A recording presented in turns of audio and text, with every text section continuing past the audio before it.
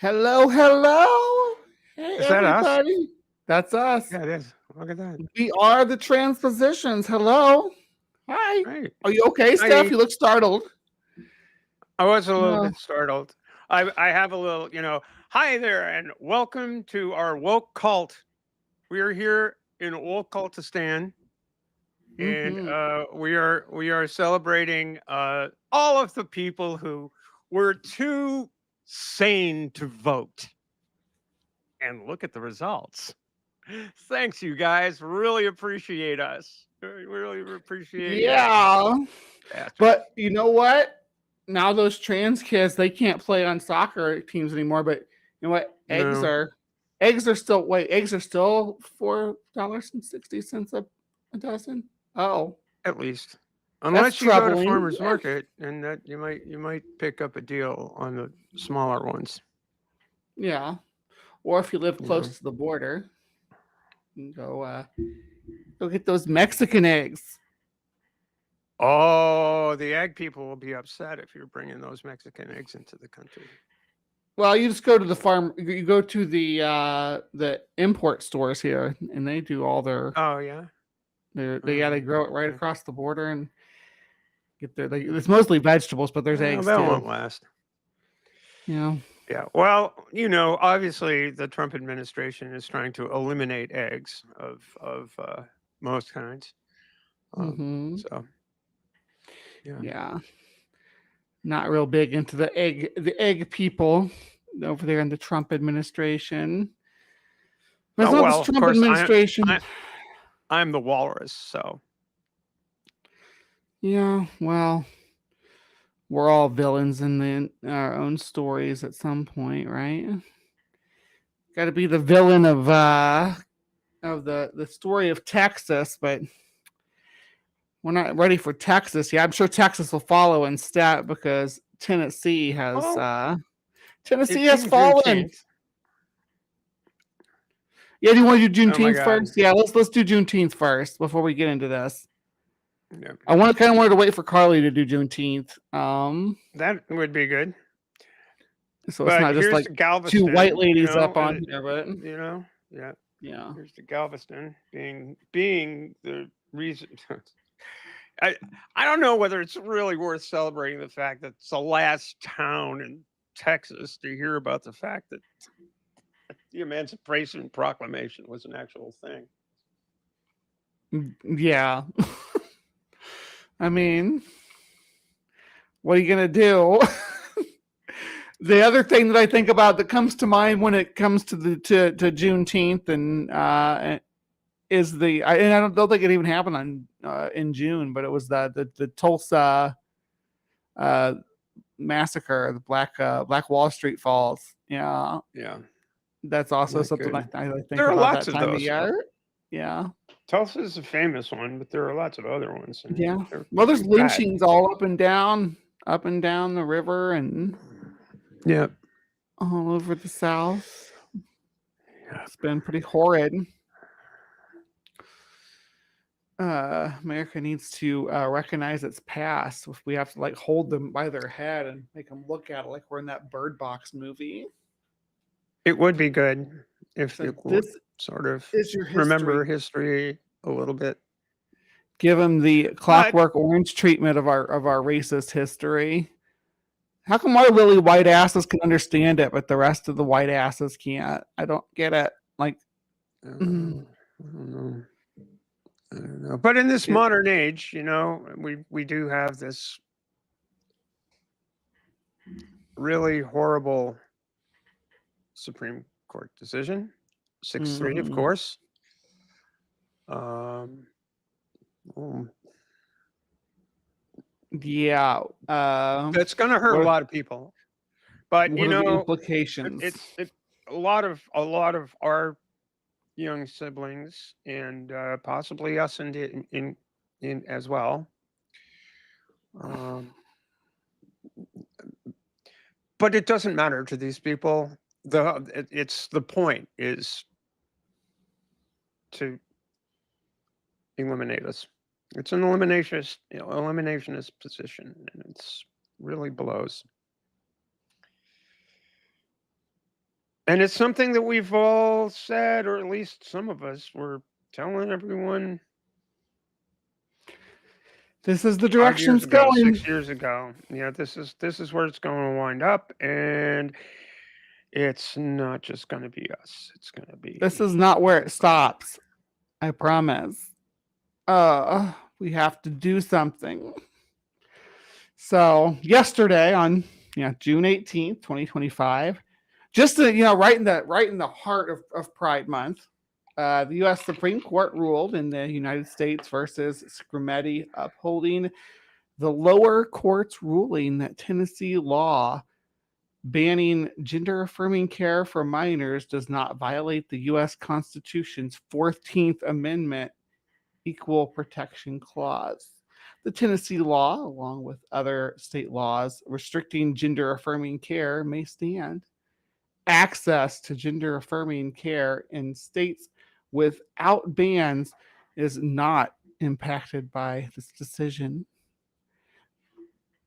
As explained in the KFF brief, what to know ahead of the Supreme Court case of youth access to gender affirming care. The Supreme Court granted review for Skrmetti to resolve a split among circuits and the ongoing question about the constitutionality of these bans. See the brief for blah blah blah. The question the court considered was whether Tennessee's ban on gender affirming care for minors violates the Equal Protection Clause of the 14th Amendment.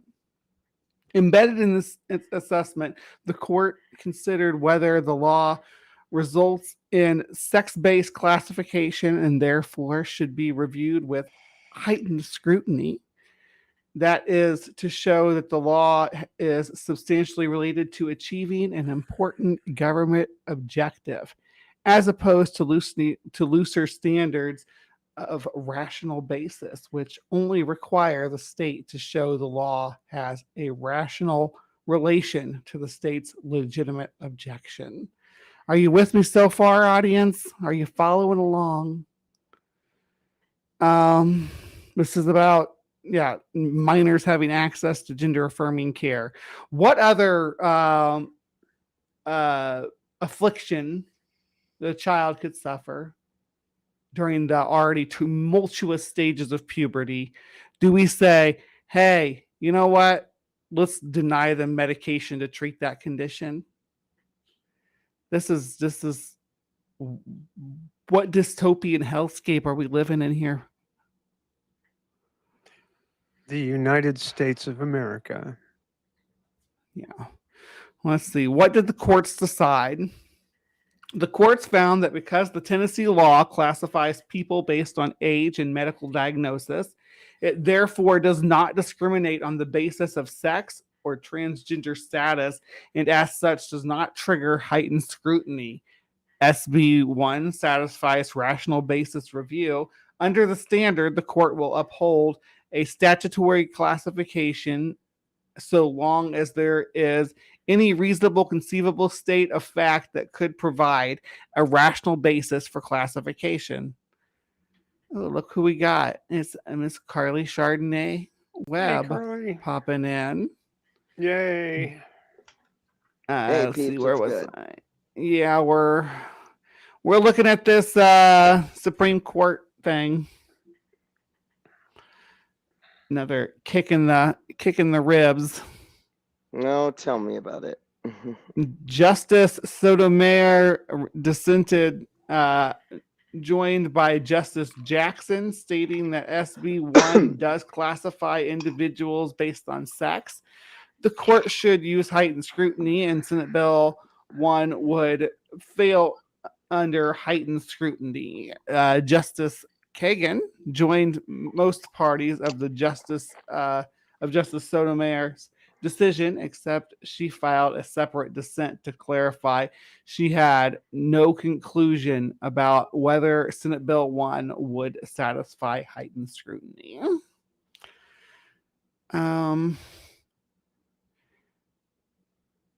So heightened scrutiny, it's kind of it's a We're using legalese here. I think it's But- basically pay careful attention to what's actually going on here, and I mean, I think it deserves heightened scrutiny because what's actually going on here is blatant discrimination. it's politics getting in the way of science.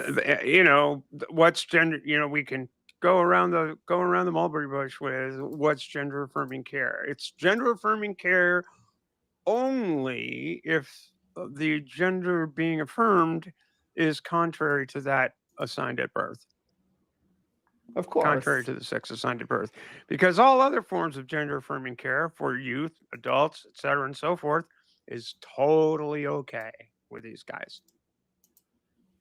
Treatment for gynecomastia, treatment for, no mastia, all of these things, all the things. Nose jobs, face jobs, all this stuff. It's perfectly fine if the gender you're trying to affirm happens to match your birth sex, then yep, that's okie dokie because that's natural. But anything else, that's unnatural. The nastiest thing is Amy Coney Barrett's opinion on this. I mean, this is laying the planks for much more draconian measures down the road. Mm-hmm. Yeah, it's going to impact women just in general more than any other demographic too. Not just trans women, cis women too. It's across the board. They don't give a fuck. Yeah, let's see.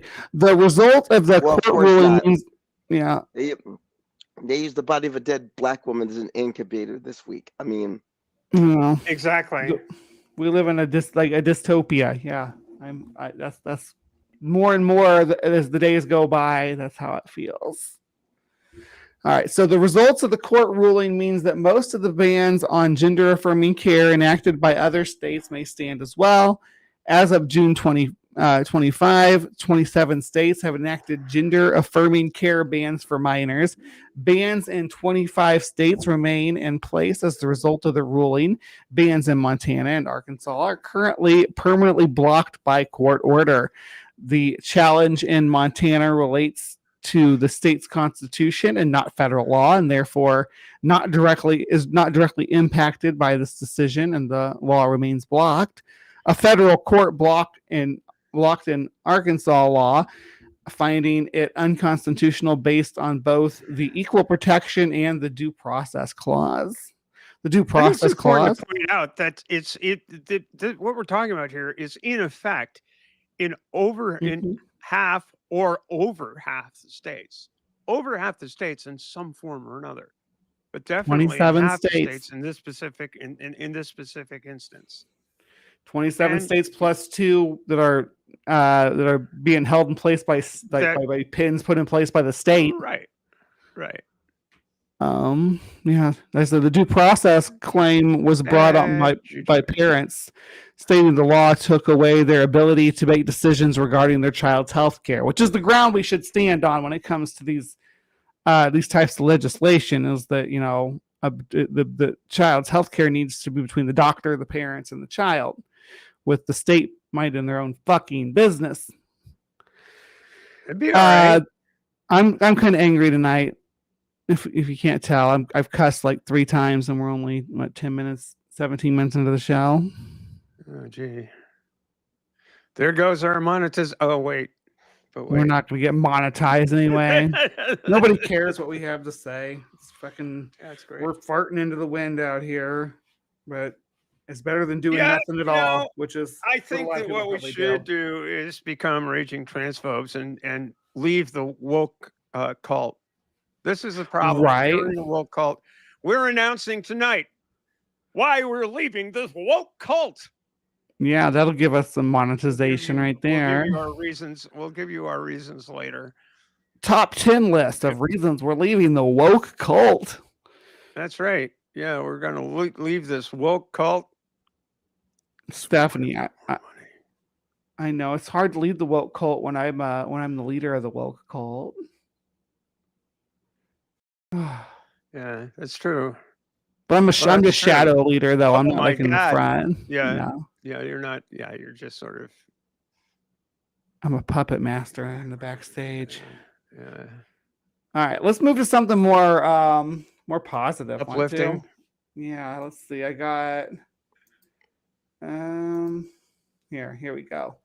So we're gonna do this one. So this is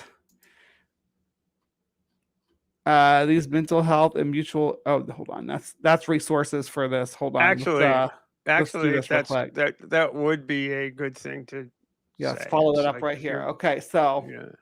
if your loved one is in crisis, please call the National Suicide Prevention Lifeline at 1-800-273-8255, which is 1-800-273-TALK, or contact the crisis text line by text, texting TALK to 741-741. The Supreme Court decision in the U.S. Versus Skrmetti is here, and it's exactly as terrible as transgender people had feared, and doesn't mean the fight for our lives is over. And this is from them, by the way. The court ruling, 6-3 ruling, on June 18th allowed Tennessee's ban of gender-affirming medical care for trans youth to stand. This means the states with similar bans on gender-affirming care are likely clear to enforce those bans as well. The trans youth may face additional barriers to receiving care, even in states where such bans have previously been blocked by lower courts, which is talking about Montana and Arkansas, as we mentioned previously. Let's see. These efforts redirect funds directly to trans people in need, from flights for people who need to travel out of state for gender affirming care, to binder drives to raise funds for hormones and surgeries. And these grassroots organizations are putting tangible resources into the hands of trans people. The Trans Justice Funding Project, founded in 2012. The Trans Justice Funding Project redistributes money directly to trans-led grassroots programs that provide mutual aid and material support. As a trans and BIPOC-led organization, TJFP's mission is to empower the trans, non-binary, and gender non-conforming people doing on-the-ground work in their communities by directing unrestricted grant money to organizers. As of 2022, TJFP has delivered $8.4 million to trans organizations across the U.S. and its territories, with groups creating trans food pantries, community kitchens, clothing drives, and more among them. All right, next on the list we have Point of Pride. On the back of several massively successful crowdfunding campaigns, Point of Pride has established various funds for trans people in need, some of which are currently accepting new applicants. If you need financial assistance to access hormones, applications for organizations, HRT access funds are currently open through June 30th of 2025. Others, like the Electrolysis Access Fund, were closed at the time of writing, but will reopen in the future. The organization also accepts requests for free binders or shapewear to those who cannot afford them year-round. For future updates on open POP funds, check the group's status page. Look at the Black Trans Travel Fund. Traveling as a trans person can come with unnecessary stress and challenges like TSA harassment, gender marker discrepancy, and the expense of flying in general. That's why the Black Trans Travel Fund offers monetary support to offset some of the barriers to Black trans women, like funding to acquire TSA pre-check passports, sponsorships, and flight sponsorships. Elevated access. The barrier to air travel for trans people can limit more than the mobility across the country. The high cost can also make it difficult for people to access gender affirming care like hormones, surgeries, and puberty blockers. For people who need to travel to get them, Elevated Access was launched in 2022 as a direct response to local state bans on gender affirming care. The organization pairs volunteer pilots with trans people who need to fly outside of their home state to access gender affirming care. These free angel flights directly transport trans people to the medical services they need to live. To learn more about this access, about how to access these angel flights, read more at Elevated Access website, which is, it's going to be elevatedaccess.org for anybody out there. Definitely have to thank them for highlighting these resources that are available. Yes. And we're going to need more of that. Lots and lots more of this.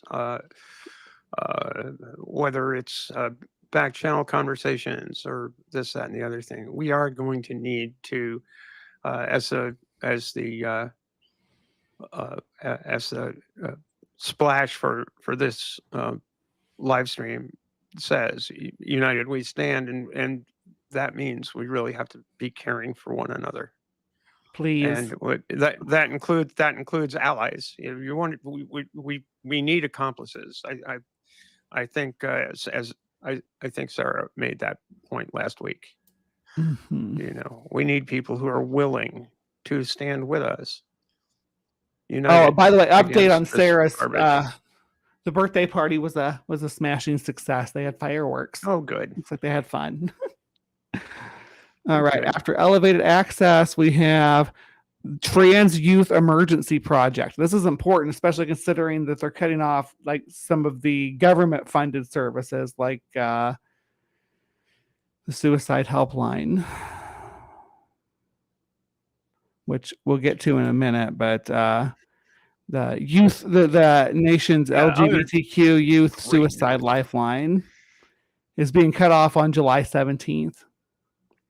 Probably until we don't have a Republican in office anymore, where the cruelty is the point. All right. As the states have moved to limited access to medical care like hormones, puberty blockers, and surgeries for trans youth, and in some cases, young adults, gender affirming care for many thousands of trans people hangs in the balance of the Skrmetti decision. The Trans Youth Emergency Project, created by the Campaign for Southern Equality, was established to guide trans youth impact by such states' bans and their families through a maze of complex legal, financial, and logistical difficulties of obtaining care. TYEP can help connect families to providers that are not impacted by the federal state bans, obtain travel grants to see these providers, and offer an overall ecosystem of care to trans people and their loved ones during these uncertain times. All right, now we're getting into some legal support stuff here. So these are different points of contact of varying degrees of assistance for you in the legal front as a trans person. The first one on the list is Lambda Legal Help Desk to connect people to tangible legal resources.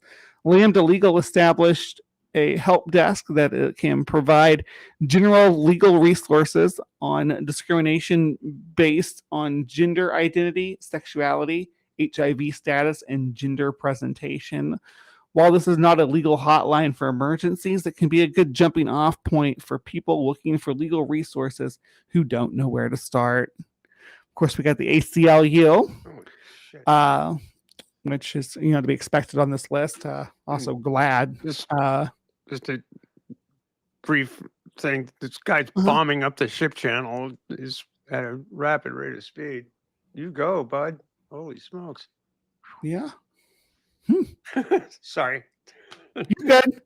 Yeah. For more direct legal assistance, the ACLU has a hotline and online forums for people who think they have experienced discrimination based on gender identity, sexual orientation, and HIV status. To call directly, contact 212-549-2673. That's 212-549-2673. You can tell I grew up watching infomercials. I know how to deliver that number. That guy's Glad, cooking. yeah. Holy shit. Oh, hope he doesn't hit some rocks or anything out there. Well, Isn't no, he that- won't hit any rocks in the middle of the channel, but holy smokes, he's pedal to the metal. He's got the whole thing down. No. Yeah, You got there you go. Glad Law and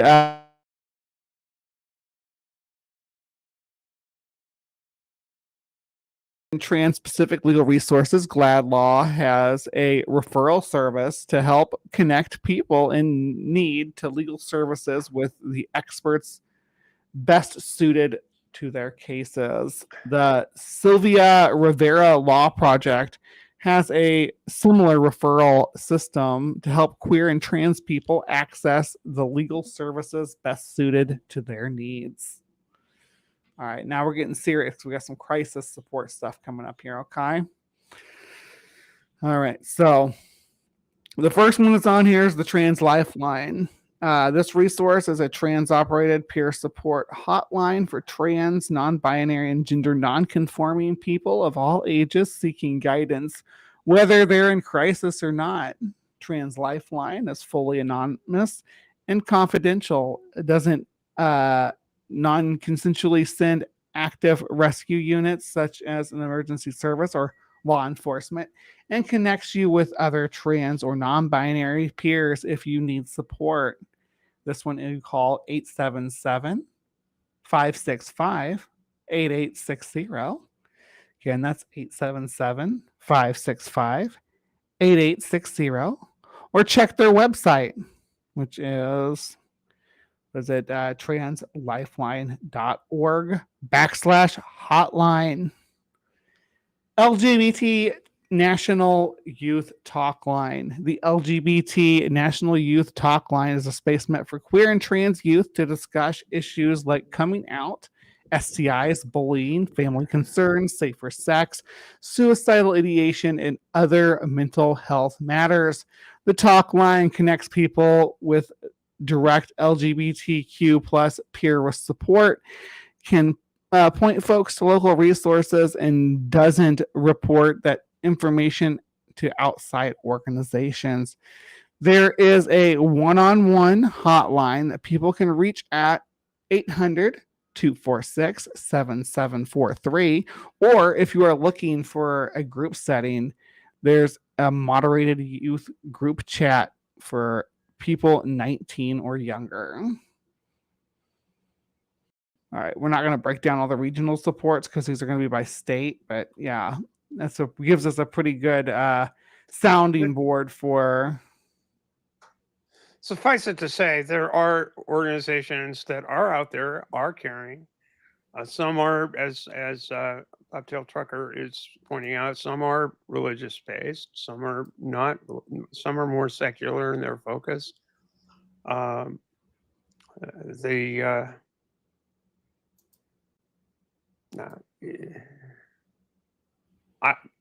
don't know what to say. I think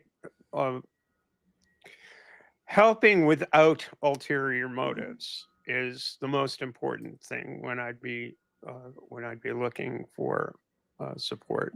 Like, I don't want somebody selling me their church or their hand lotion. I just if you really care, show that you care. Yeah, and again, bad things are rolling down the freaking gutter at us, but good things are happening too. This is for now anyway. Federal judge blocked Rubio's anti-trans, anti-non-binary passport policy for all, so that's good that we got a hold on that. But I mean, we've had holds on things like the trans-military ban too, and we saw how well that worked out at the end of the rope. But we'll see what comes of this. A federal judge in Massachusetts on Tuesday blocked the Trump administration from refusing to process and issue passport applications for transgender and non-binary people in accordance with their gender identity. The U.S. District Judge Julia Kobik granted class certification in the lawsuit challenging Secretary of State Marco Rubio's anti-trans and anti-non-binary passport policy. Specifically, she certified a class of transgender people seeking a M or F sex designated that is different from the sex assigned at to that individual under the Trump administration's anti-trans policy, and a class of those people seeking a passport under the X designation, which is what they use for the non-binary folks. So Kobik, a Biden appointee who previously issued a preliminary injunction applying only to the named plaintiffs who sued, expanded that injunction to the whole class, ordering Rubio and others to process and issue passports, as would have been allowed on January 19th through self-selection. Defendants Marco Rubio, in his official capacity as Secretary of State of the U.S. Department of State, jointly the Agency of Defendants, as well as all officers, agents, employees, attorneys, and any other persons acting in concert with or on behalf of the agency defendants, are enjoined from enforcing the passport policy, as that term is defined in today's memorandum and ordered CECF 115 at 1 through 2, and members of the PI class. The agency's defendants are further enjoined to process and issue passports to members of the PI class consistent with the State Department's policy as of January 19th, 2025, and to permit members of the PI class to self-select a sex designation M, F, or X. That is different from the sex assigned to those individuals under the passport policy. As such, although this is an injunction that applies across the country, it is not the type of nationwide injunction that has faced criticism, and it is before the U.S. Supreme Court in context of preliminary injunctions against Trump's orders seeking to end birthright citizenship.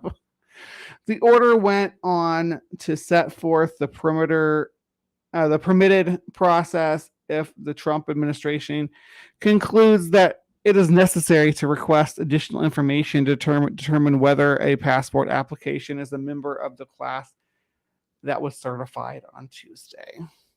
So, yeah, that's where we stand with that ruling. So people can get their passports now. At least there's a few people that really spoke out against this whole movement. The one that mostly comes to mind to me is Hunter Schafer, the actress, because she was very vocal about her passport coming back with an M on it, which would piss me off too. But as mentioned as well, the Trump administration orders termination of National LGBTQ plus Youth Suicide Lifeline effective July 17th. So that's why we're trying to provide you with... One thing is, though, that is a misnomer. Because while that line will be shutting down, the line that was subcontracted to run it will not. And I think that's where a lot of people got it confused. The 988. Oh, that's good to hear. The 988 National LGBTQ Youth Hotline was actually a subcontracting job. The government subcontracted that out to the Trevor Project. So basically what this really means is the government, it will no longer give the Trevor Project money as a subcontractor. But that does not mean that support won't be out there.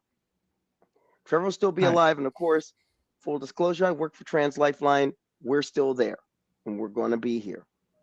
And we don't get direct federal funding. So there you go. Yeah. We have, we've provided some alternative stuff as well here for you tonight. So hopefully I was muted. So Karleigh, let me get this straight. What's going on here is that the Trump administration is cutting off funding to the Trevor Project. Basically, am I reading that right? Basically, the Trevor Project was a subcontractor for this. Simply put, the government said, you know what, okay. We're going to give you the money to run this national LGBTQ hotline. You guys do it. Now the government's getting out of that business, so Trevor's not getting that money. Okay. But that doesn't mean Trevor's shutting down. It's just that Trevor's going to lose some of that federal funding. They're going to get, so basically the government's basically saying, hey, you people are queer friendly, so we're not going to give you any of our dough. Exactly. So we have somebody from the mythical land of Oz in this chat, in the side chat. Mark Reed is there, and his comment regarding support for the trans community reminded me of a Blue Sky post from an old friend of mine who is in, I think it's pronounced Aotearoa, but New Zealand, about the screaming memes who were leading the anti-trans thing. Where are they now? Basically, they're nowhere. After New Zealand affirmed support for trans people, the world did not shatter for them. For anyone in New Zealand, except for the people who were screaming memes about if trans people are treated humanely, the world will fall apart. So now they're basically doing nothing. And it's that easy. If we just stopped paying so much attention to demonizing people who are trans, the only thing that would happen is trans people would have better lives. And the frustrating thing to me is about all of this is that it's really, really simple. It's really just that simple. But I guess. Okay, so we got a question here from the Apostate Sisters. This would be Patty, I believe. Would you say that Trevor Project is the best place to direct attention in donations? Right now, the Trevor Project is, it's way up there on the list.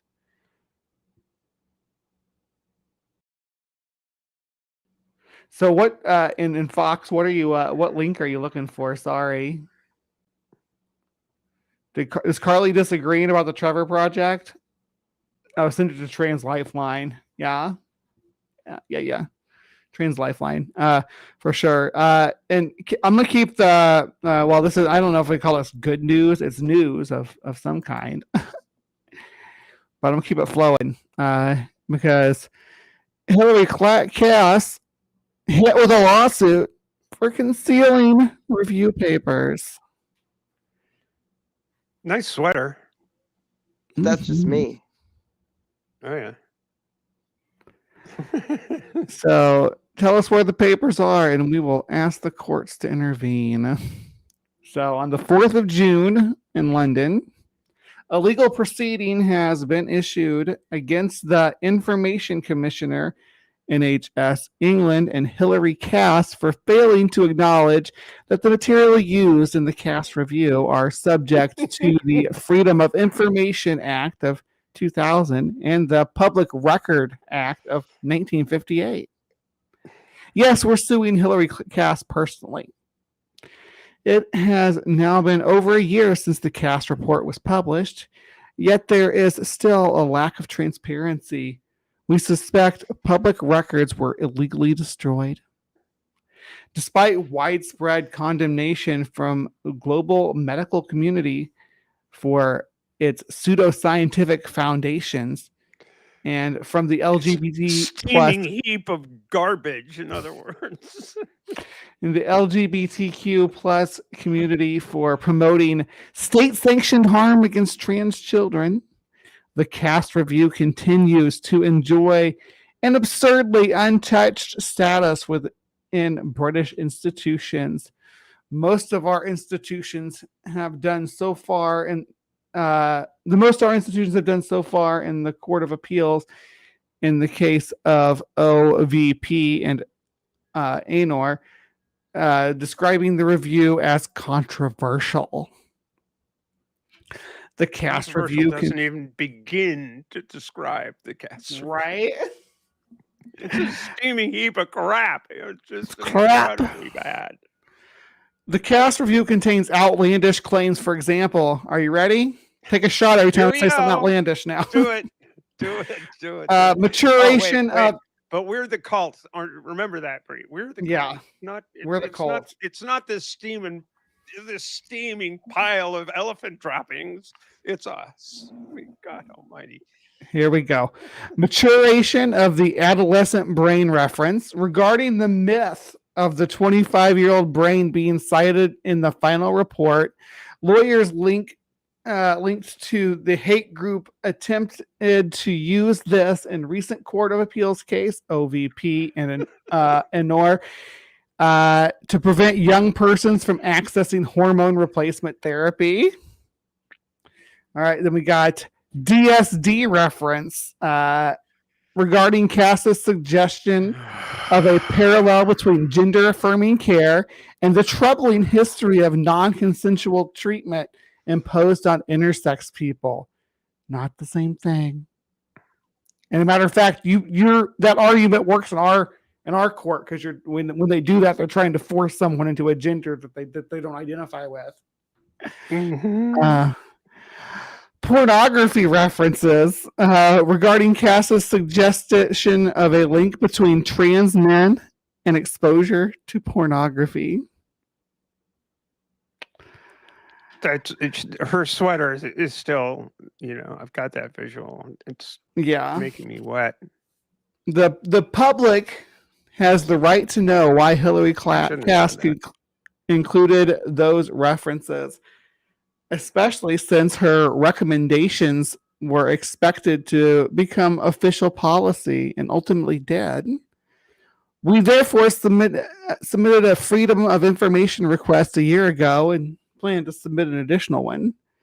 The NHS of England offered several excuses, including the deeply troubling claim that our requests were vexatious. What's that word mean? Vexatious. Vexing? In other words, she's a vexation to the spirit, which I would have to agree. They use this as a justification to avoid responding altogether. Since then, they have gone completely silent, yeah. Last month, the Information Commissioner confirmed that NHS England's actions were unlawful. He found that our requests were not vexatious and ordered the NHS England to stop ignoring Freedom of Information requests. However, the Information Commissioner seems naive in expecting NHS England to comply with the law. They did not. Instead, NHS England chose to deny holding the case review papers, or the Cass review papers. Who holds this information and on whose behalf is the question of both law and fact. A judge at the first tier tribunal will decide whether the NHS England holds the information. Before that, however, we need to establish whether where the information is located. That's a problem. This stuff disappearing like that. Kinda, yeah. Therefore, as part of the legal action, we have requested NHS England and Hillary Cass to confirm the whereabouts of the information within 7 days. If they are unable to do so, we will ask the tribunal to intervene and compel them to produce the Cass reviews papers.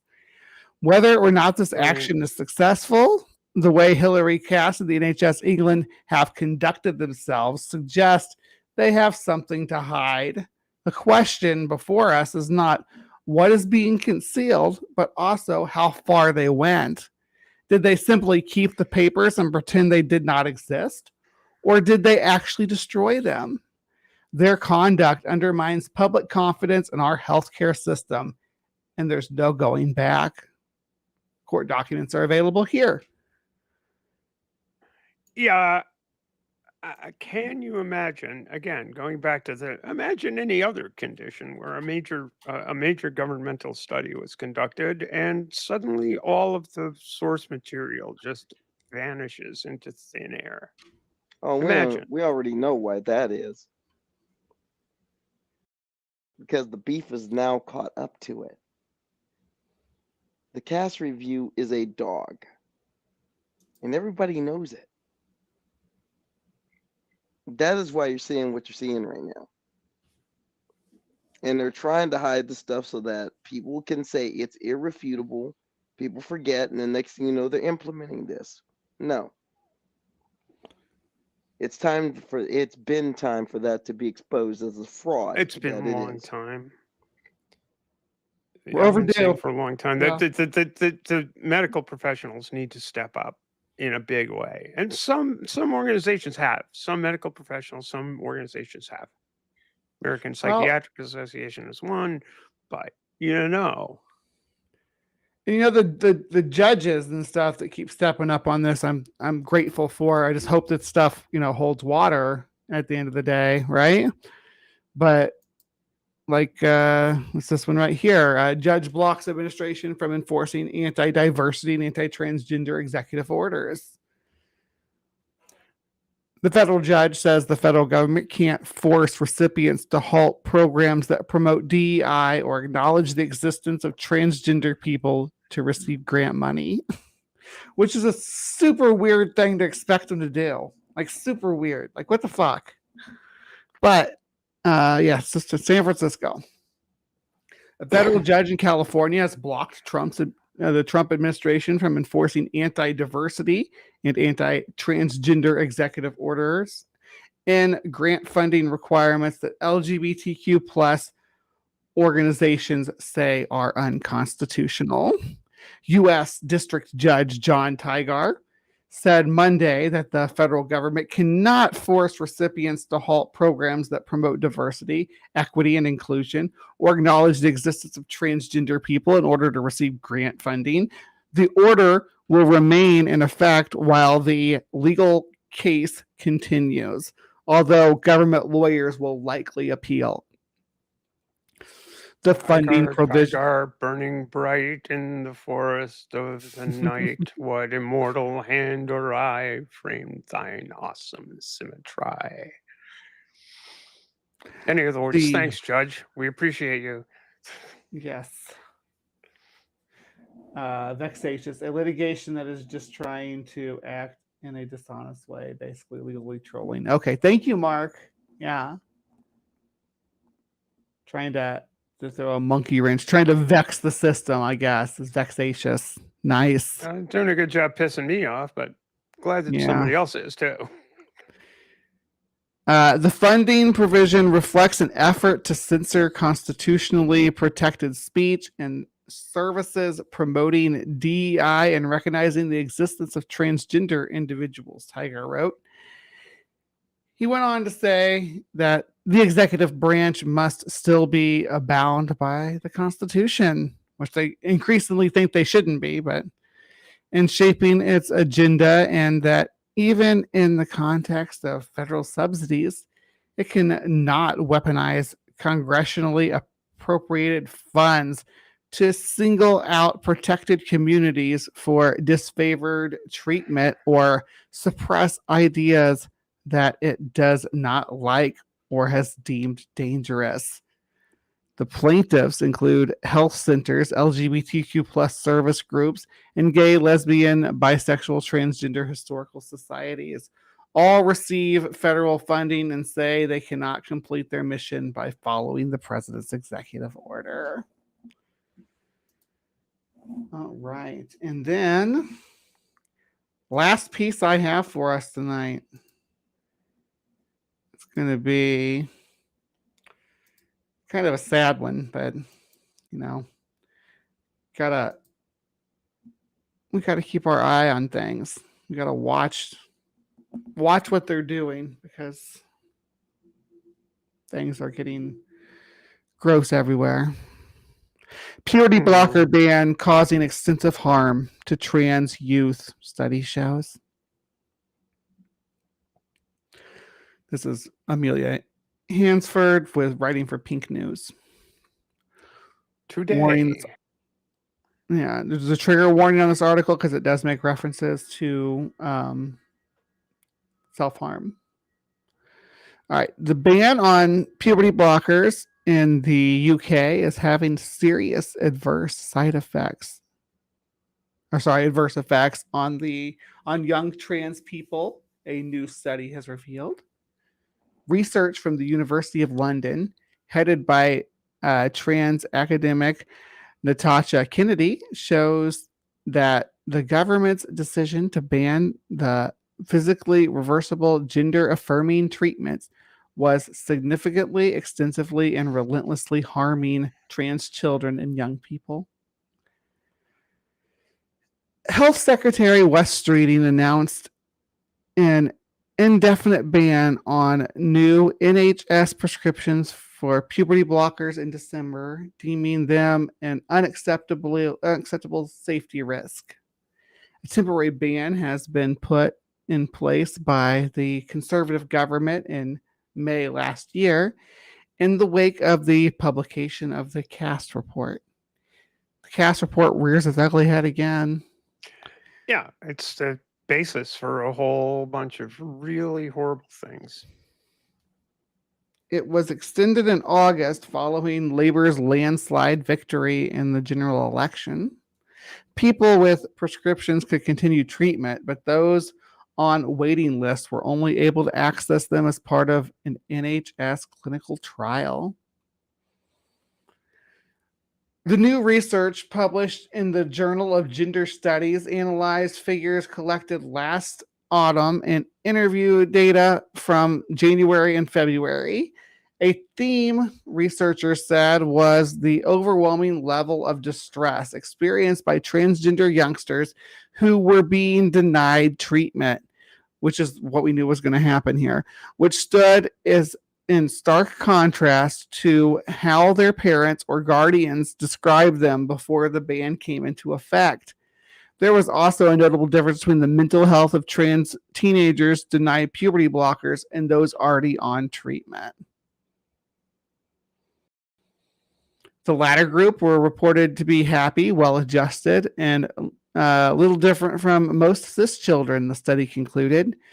Those affected by the ban, previously happy and well-adjusted children, are now described as having become depressed, distressed, fearful, suicidal, despairing, traumatized, anxious, and stressed. The shock was awful. My daughter could not cope. One parent told researchers that her child would have been denied health care, felt life wasn't worth living, and had resorted to self-harm. She had looked forward to this for months. Then, with no warning, it was taken away, the parent said. Then the shock was awful for her, and she could not cope. My child feels despair, notions of suicide as puberty and body changes seem so out of control and irreversible. Meanwhile, those who had undergone puberty blocker treatment showed obvious improvements in quality of life and mental health. The study showed this. This raised the question as to whether it is the ban itself that is the main intended outcome by those behind it, rather than protecting children, as has been claimed. It went on to say, because it sure as hell not protecting these kids. In April, Streeting said he was genuinely sorry for the fear and anxiety the ban had caused, but he had done what any health secretary should do when confronted with this sort of choice. There is no explicit evidence that puberty blockers are harmful to trans youngsters. The medication is typically prescribed to teenagers who are on the pathway to adult care. Other research has shown that not only are puberty blockers safe, effective, and reversible, but almost no young person regretted taking them.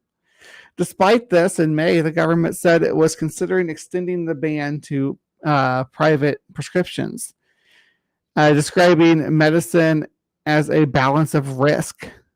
The research at the University of London said the ban ignored one side of this balance of risk, which was the absolute certainty of severe psychological, physical, and social harm scarring the lives of trans children and young people.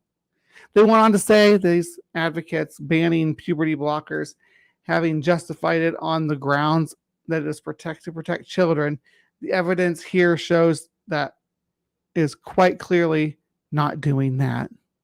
On the contrary, the ban is causing very significant harm to trans children and young people, and consequently can be no justification for it.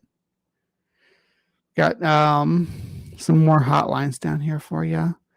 Suicide is preventable. Readers who are affected by this issue raised in the story are encouraged to contact the Samaritans on 116-123 or samaritans.org, or Mind on 0300-123-3393, mind.org.uk for the UK. And then readers in the US are encouraged to contact the National Suicide Prevention Line at 1-800-273-8255. All right. That's all I have for tonight. Do we have sports up yet? No, Karleigh was had dipped out earlier. But now sports is publishing right now. Okay. In fact, we're gonna just. In fact, I'm just gonna load up Streamlabs on my computer. Just run it right from my computer when it's ready. Excellent. That's awesome. All right.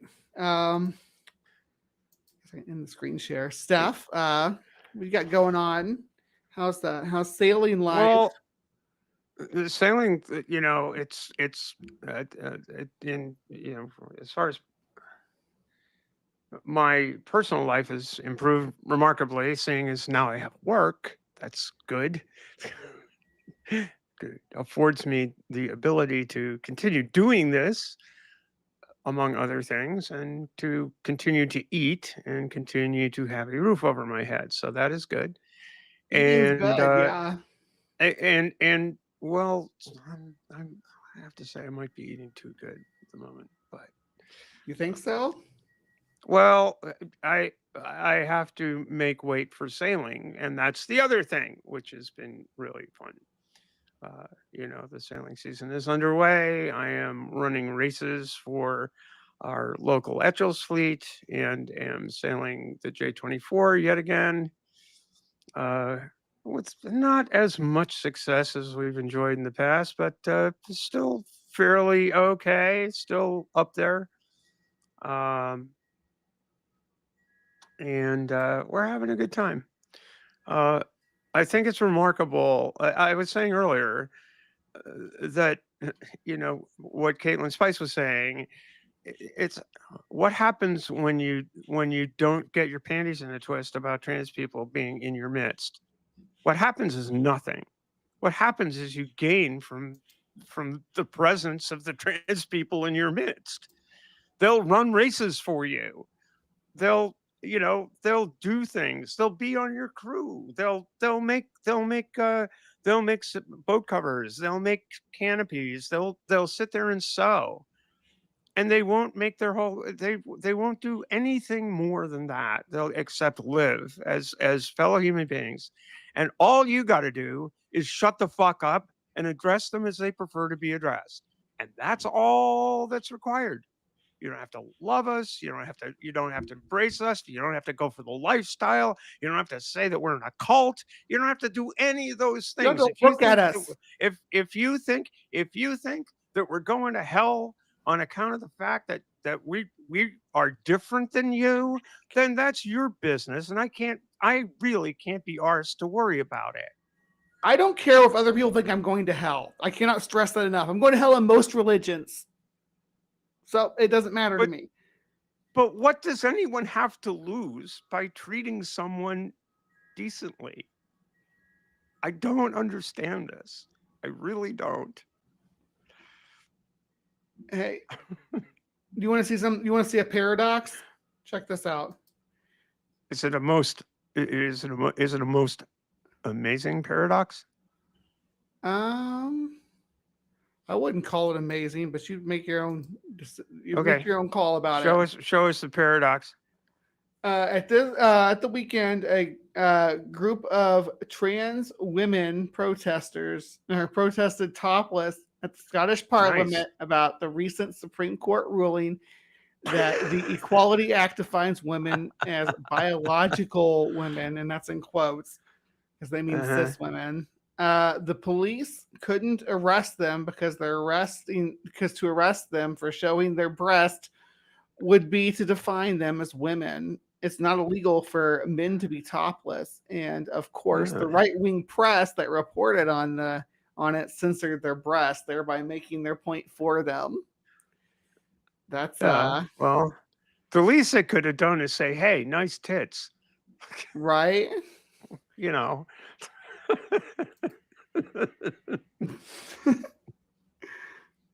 What else do we got here? Oh my goodness, that is funny. Yeah, I'm just pulling from the back bins here. Usually Karleigh had more time to get her thing shot over because we had good news, but since Ember's taking a break from the show for a little bit, we don't have the good news coming in. So we try to make do with it. How about this? Not really trans, but still pretty funny. Let's see. So here we go. Try this one on for size. Trump booed at the Kennedy Center while drag queens cheered as they protested the MAGA takeover. Gotta like that. Got to like that. We wanted to support the artist and bring attention to the drag ban at the Kennedy Center by showing up and being gorgeous. That's For right. drag. That's what you want to do. Just show up. Just like you do every Thursday, Bre. You just show up and look gorgeous. That's what happens. I do an awful lot of talking for someone who's just showing up to look pretty. I'm just saying. I spend a lot of time talking on this show. All I can say is if you go to one of those, take your top off, you can leave your hat on, Bre. It's all good. Yeah. All right. So 4 drag performers were greeted with applause when they showed up opening night for Les Miserables at the Kennedy Center on Wednesday, while President Donald Trump arrived to a mixture of boos and cheers from the crowd. According to NPR. What's Donald Trump going to Les Mis for? First of all, wait a second. He's a theater queen. He's not this alpha guy that he pretends to be for the Red Hats. He's a New York prissy uptown theater queen. Full stop. According to NPR, not talked about the Tucker and Cruz interview. But Tucker and what interview? Oh, Tucker Carlson interviewed Ted Cruz and basically slammed him for for being a war hawk. Well, yeah, not really our lane, but yeah, no, we didn't cover it. Let's see. According to NPR, local DC performers Tara Hoot, Ricky Rose, Vaginesis. I love that name, Vaginesis. Make it a thing. Vaginesis. And Maria Concarne attended opening night of Les Mis to protest Trump's recent takeover of the Kennedy Center and his ban on drag performances there. The group acquired tickets to the show through the drag nonprofit committee after season ticket holders donated tickets they no longer wanted. Awesome. Mm-hmm. Video shared on local media in New York, the New York Times correspondent Sean McCreesh and social media personality Brian Krasenstein show audience members at the Kennedy Center Opera House erupting with spontaneous applause as the foursome entered and took their seats on Wednesday night. Half the theater just started clapping when the group of drag queens showed up to find their seats at the opening night of Les Miserables. When Trump and Melania Vance and their top allies have all come out to see, McCreesh wrote in her X post, drag queens are at the Kennedy Center to protest Trump, who is in attendance for the performance of Les Miserables, Krasenstein posted. Hey, sorry, Steph, great suggestion in the chat from Anarchic Fox. I, for one, look forward to the day when we have a segment on the transpositions called Phobes. Where are they now? Where we cover the shit shows Joanne's have become. Yeah. And I couldn't agree more. I should reach out to Caitlin and see if she'd be willing to do that, because that would be fun. Like, what, where do you go? Yeah, where do you go when you shoot your wad on hating on trans people? I kind of want to hear this boo, if it's a boo for Trump or a cheer for do drag too. queens. Let's do the boo. Cheer for the queens. I'm N112. Let's see this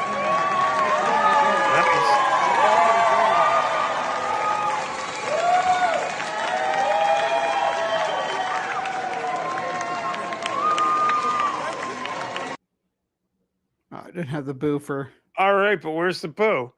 Maybe there's a boo here. There's more cheering.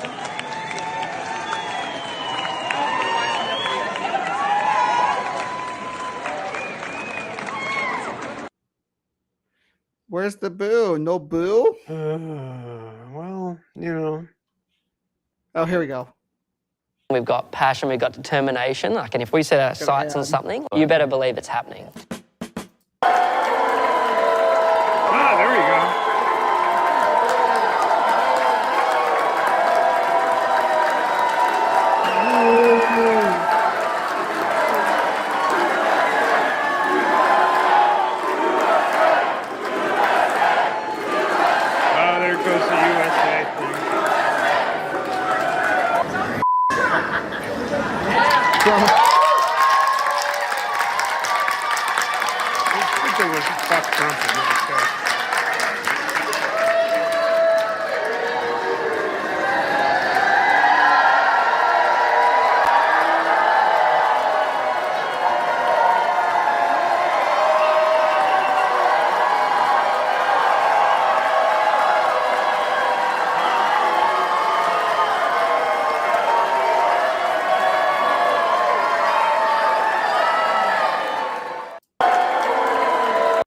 It's always nice to hear people boo Trump. I'll never get tired of listening to it.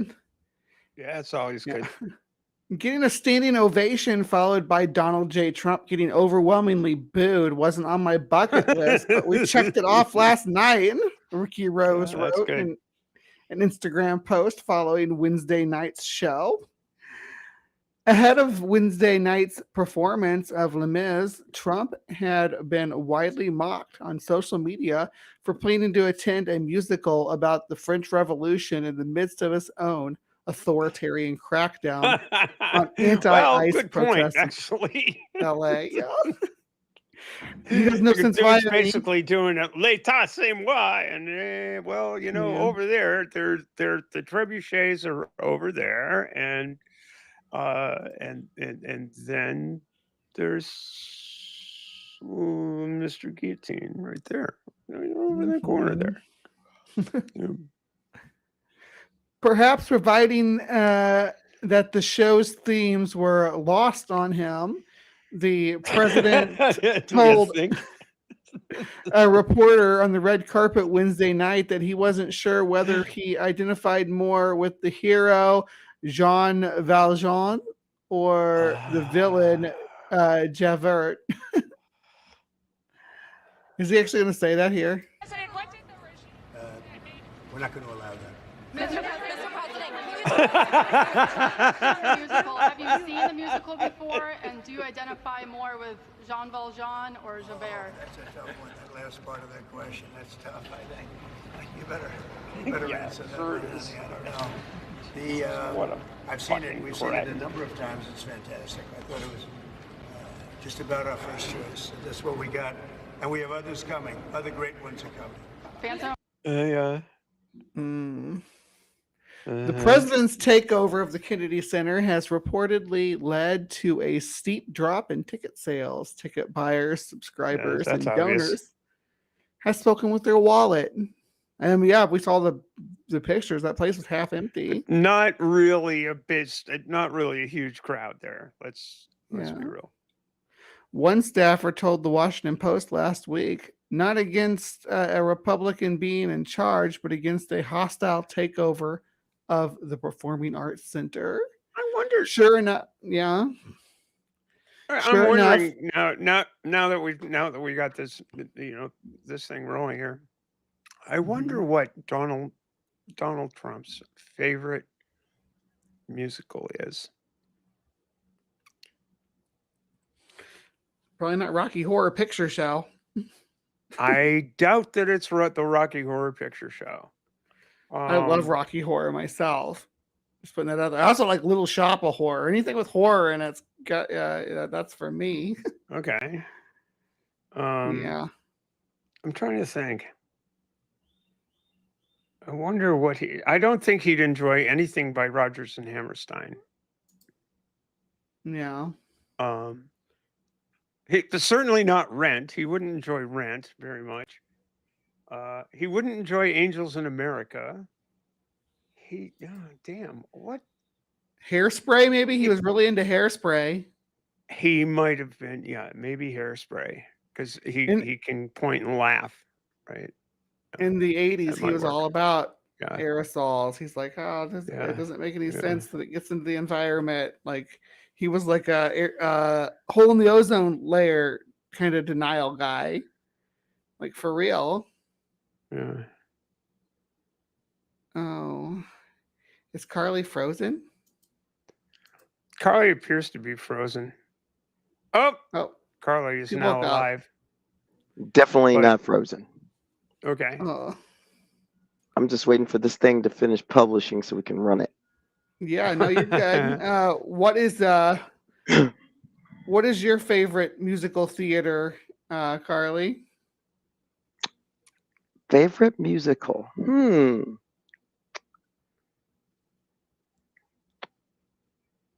Favorite music? Actually, The Producers. The Producers, yeah. I Wait, love wait, The Producers. wait. The film, the musical, or the film of the musical? Which No, is the like, musical, because I Okay. saw The Producers on Broadway when Matthew Broderick was the lead.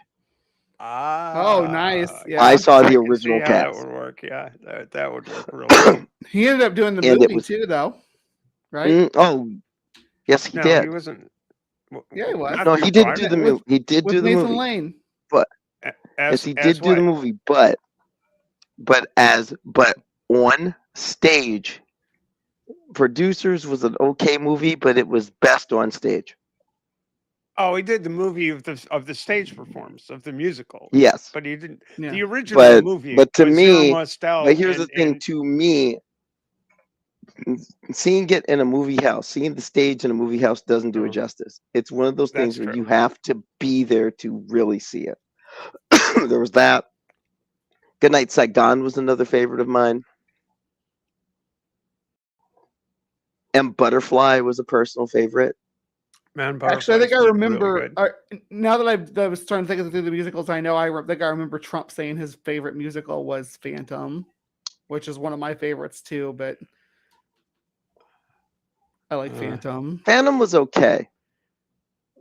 Phantom's supposed to be playing. Here this fall. I'll be honest. I have always detested Andrew Lloyd Webber and everything he ever did. To be honest, but that's just No. me. I just like this guy's got a really weird thing, and plus which he was a shithead to Sarah Brightman. So that's what Well, it I was. mean, this- So Ain't look, that the here truth? we go. This is the cult. This is the cult. Now we're into cult things, aka musical theater.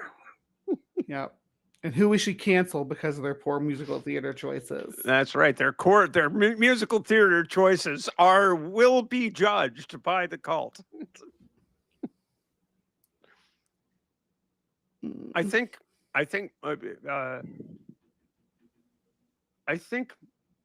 don't know. I'm partial to Stephen Sondheim, so I'd have to. I think A Little Night Music is at least way up there in favorites. I just want to sing That's a- Audrey's part in Little Shop of Horrors. Suddenly Seymour. That's what I want to do. Yeah, well, that would be good. Yeah. If I could do any song for musical theater, that's what I would do. So this is the good news. This actually is the good news segment of the show. You know, here we are. Yeah, we're sitting there talking theater. Just being Nothing wrong with the good chatty news. We need girls, good you know, news. what the hell? Actually, sports is going to have a lot of good in it tonight. Oh, good. I look What do we got? forward to that. I love. Sports is going to have some very special things. There's going to be a lot of Dirigo in the show tonight. Okay. There's going to be a lot of Maine in the show tonight. Good. Yeah. I thought you said Dirigo, And and I was saying. And I'll addition, tell you what, though, and Karleigh, on my way here, which was a long way here. Usually, my commute is 20 minutes, right? Point to right? point. Tonight, getting back here was the main turnpike northbound just jammed. So, okay, I'll just go through Biddeford. You know, I'll just go through Biddeford and Saco Right. and on Route 1 and get back on the highway. That was a poor choice. What happened? Did you get tangled up? Have to go through Gray? It's tangled up with all kinds of traffic there. Like, I can tell it's summer in Maine. The tourists are arriving in droves. Mm-hmm. Got to hit that coast. Yeah. Y'all, Hey, have I'm a going to be beautiful up there. coast. I'm going to be up there. I'm going to be up there after the season's over. Well, you know what? You got to go. You know, out on. I'm going to out be on up the there after Portland this. town. I think Steph's wanting to take you out on the town. Are you going to Speaking out take on me the to town. Oh, wait. Speaking out on the town, I almost forgot to tell you guys. This weekend is the El Paso Pride Pub Crawl. So me and Woo. Dr. Ben and Bo, we are heading down on the town this weekend to have some drinks and celebrate Pride. This is our what are you gonna- big Pride event. I just want to know, what will you sip on? What's that? What will you be? Probably gonna start with a painkiller, maybe two. Always a good choice. And then I'll usually let boys buy me drinks after that. That's also a very good choice. Yeah. Sometimes. Well, because there's a Pride event, it might not just be boys buying me drinks. There might be some ladies too, Mm-hmm. which I'm here for. We lost your audio. Karleigh? Karleigh's computer is Enjoy it while you working got hard it. right now. Enjoy it while you got it. Enjoy I'm what? serious. Have Enjoy people buy me Pride while we drinks? have it. That's Yeah. right. Enjoy Pride while we have Actually- it. We don't know how much longer we're gonna have it. Actually, tomorrow cannot- is Portland's Pride event, Portland, Maine's Pride event. So They not tomorrow, cannot but take- Saturday. It'll be fun. It's not possible for them to take Pride away. How can they take it away? Well, this weekend is West Hartford Pride down here, Yeah. and I know Right, a lot of there- corporate backing and a lot of funding and stuff for Pride Fest is like gone, but it's part of that rainbow capitalism bullshit that I'm glad to see go. I don't like rainbow capitalism. You know, I think it is that now the thing about that I did like about rainbow capitalism is it was a visibility thing, right? That we were seen as a demographic to cater to. But now we're seen as people to eliminate. mhm. Yeah, that's that double-edged sword that we've talked Visibility. about from time to time. Yeah, visibility and praise. It's like, oh well, if the worm turns in the general public, then there's all of this, and the problem is that so much money has been thrown at demonizing us. Trans 200 people, plus queer people million. generally.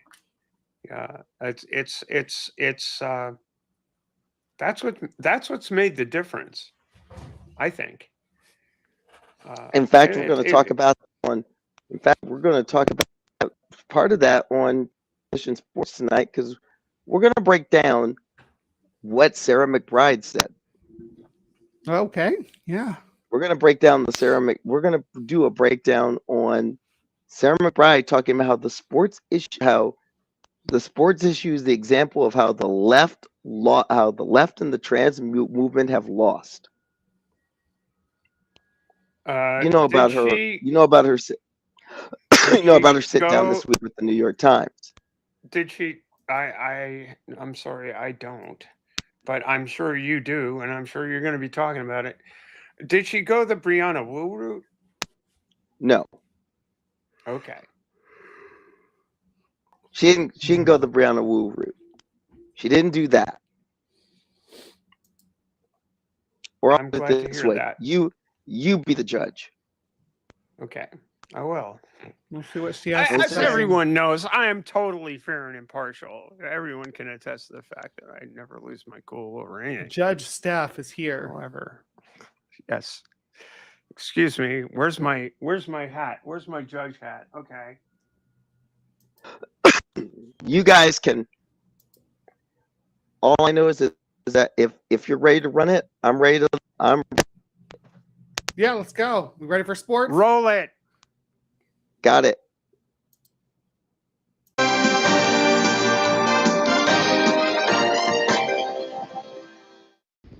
Hi, I'm Coach Ribbit. Probably wondering where Karleigh is. Well, you know, it's playoff time. She's getting to work and not being a Walmart rollback version of Jane Kennedy. Whoa. Walmart rollback Jane Kennedy? What? So here's what's on the show tonight. First, Derigo Defiance as Maine's legislature once again stops anti-trans nonsense when it comes to trans student athletes for their schools. We'll have the insight on that. Oh, ambush, mayhem, the rivalry continues. We have the highlights on that. There was a pride protest in England. A swimmer who decided she wouldn't take discrimination lying down.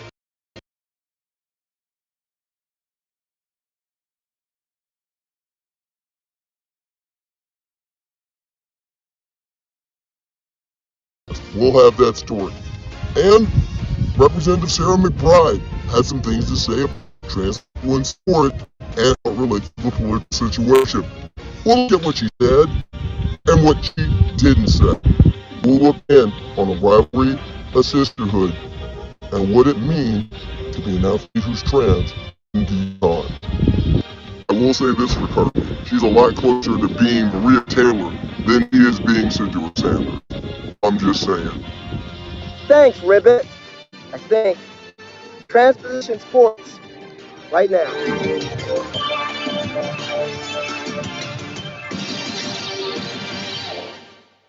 The only sports show in the world where even the stuffies bust on the host. Hello again, everybody.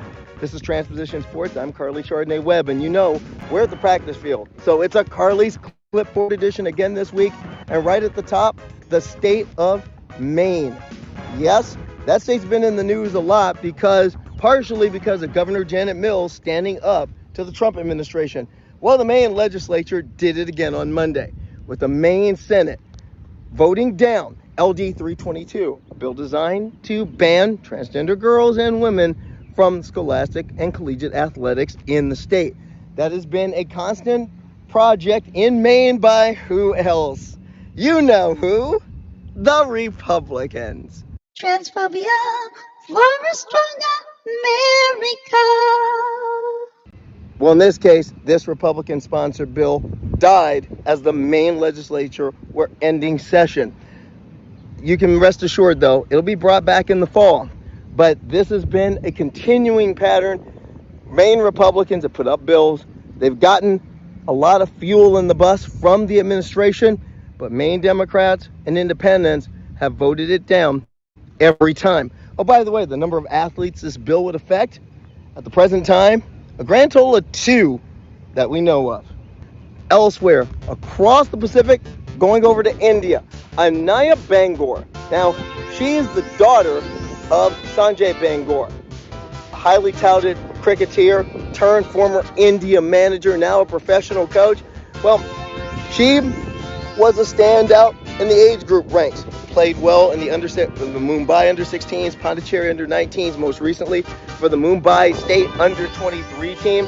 But a couple years ago, she started to transition. She came out.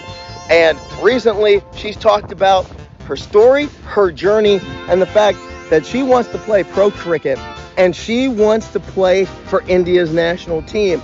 Now, as a part of that on Monday, on her Instagram, she revealed that she had been taking part in the Metropolitan Manchester University studies on trans athletes, the same studies ran by former football goalkeeper, PhD, and friend of the show, Blair Hamilton. Now, last month, she went over for performance testing and revealed the results of that testing. And then on Tuesday, went on India's ABP News. And here's what she had to say about her journey and the receipts that she's holding. Strongest female cricketer गया, weakest female cricketer गया आणि 2 margin create करा. समजा strength, endurance, stamina, oxygen levels, ते सगळं घ्या आणि एक मार्जिन क्रिएट करा. सो आणि केस बाय केस बेसिसवर ट्रान्स वुमेनला त्या टेस्टच्या अंडरगोन होऊ द्या. त्याच्यानंतर ते फिट झाले तर का नाही खेळू शकत, कारण क्रिकेट शेवटी तर एक स्किल बेस्ड स्पोर्ट आहे. आता शारीरिक ऍडव्हान्टेज तुमच्याकडे नाही ट्रान्झिशन नंतर, मग तुम्हाला अजून काय या बाबतीत बोलला की सेफ नसणार किंवा फेअर नसणार. Both the Board of Control of Cricket in India and the International Cricket Council each have banned transgender women, at least from international competition. Those bans came out in 2024. But the BCCI has not revealed rules in regards to domestic and club competition.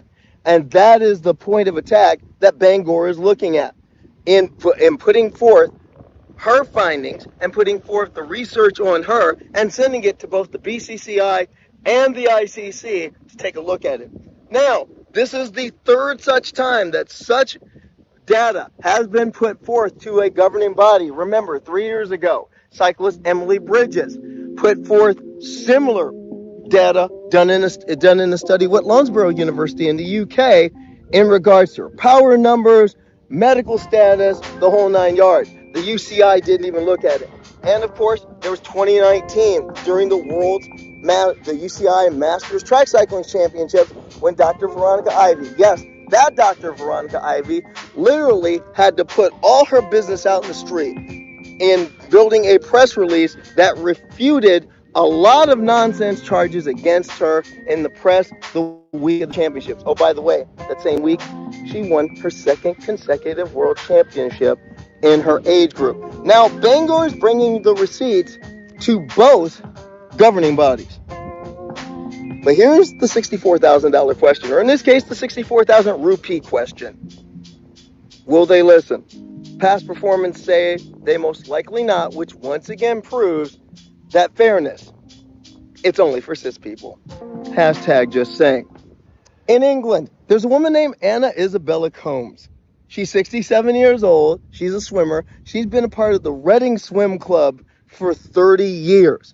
Before her transition and after she transitioned during the pandemic 5 years ago. She competed as the woman she is until 2023, when Swim England, the national governing body for the sport in England, said, nope, now you have to be in an open/men's category. Once it's called what it is, a de facto men's category.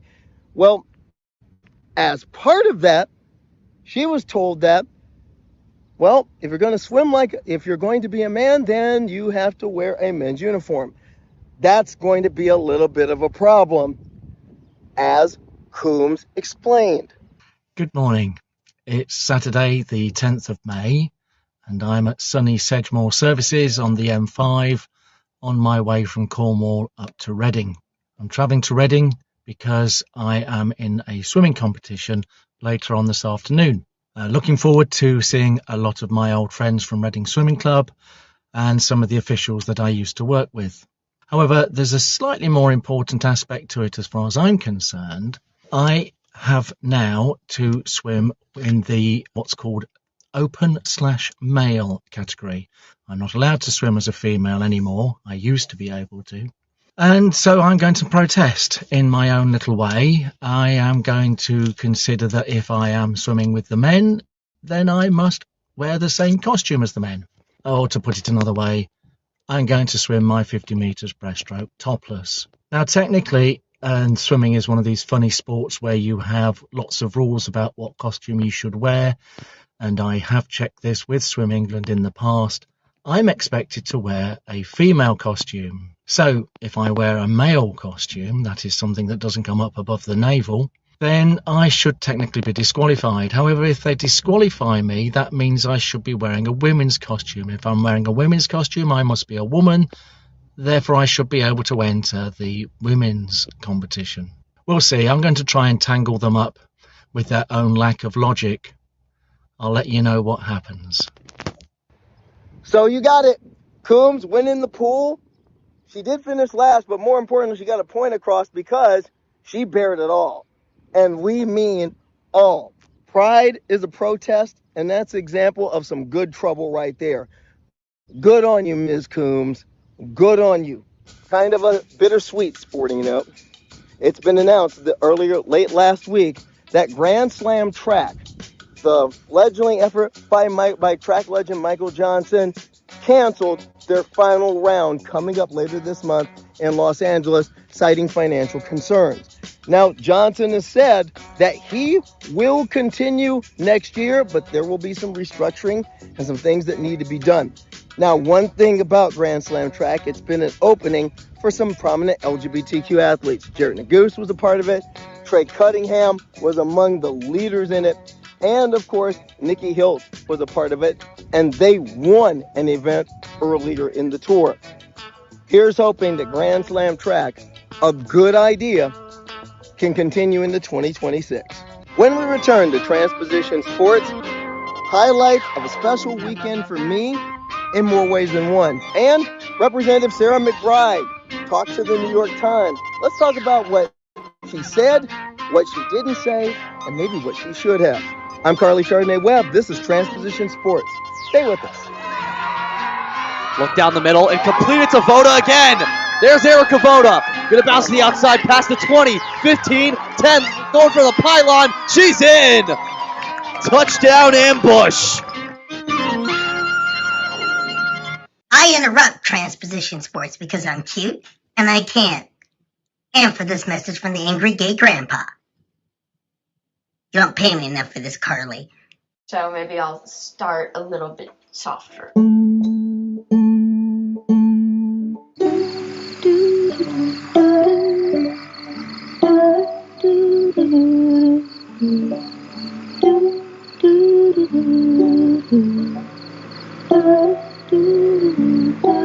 This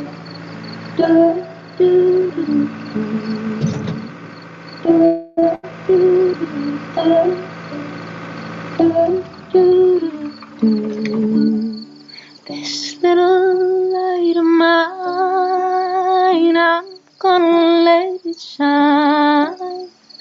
This little light of mine.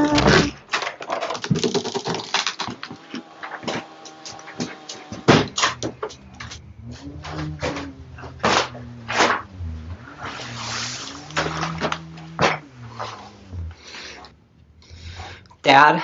Before you say anything, I just want to apologize for what I said this morning.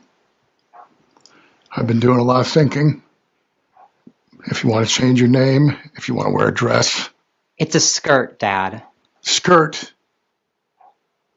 I don't know the kind of support you need, but let's get you some for all this transgender stuff. Wait. Are you serious? Dad, what is this? Oh, this is me supporting you. This is me saying I love you. This is me not losing you.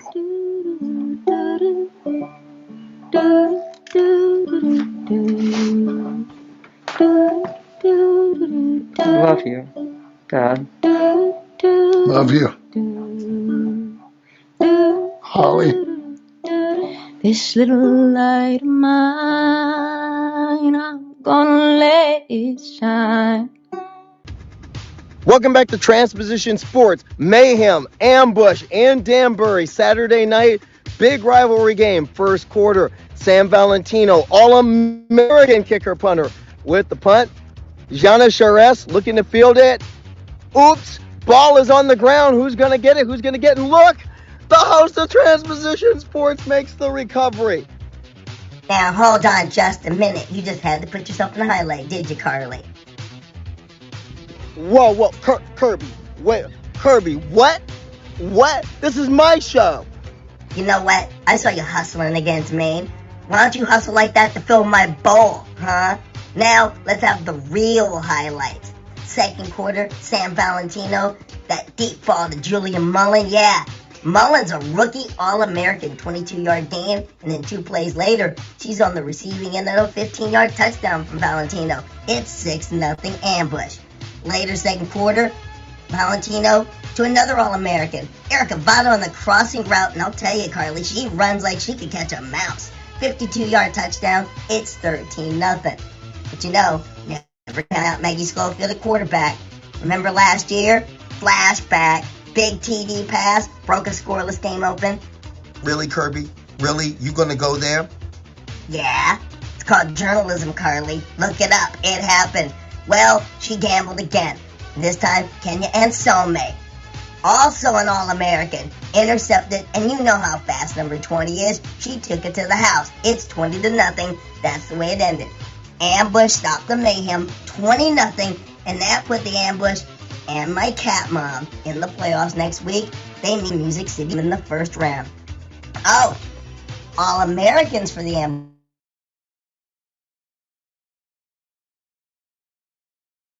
And rookie defensive end Deja Spearman. Boy, she was dominant this year. She's on the first team. Second teamers, Tanasia Bostic, doing what she always does. And then, of course, Vada and Mullen, along with Ansome.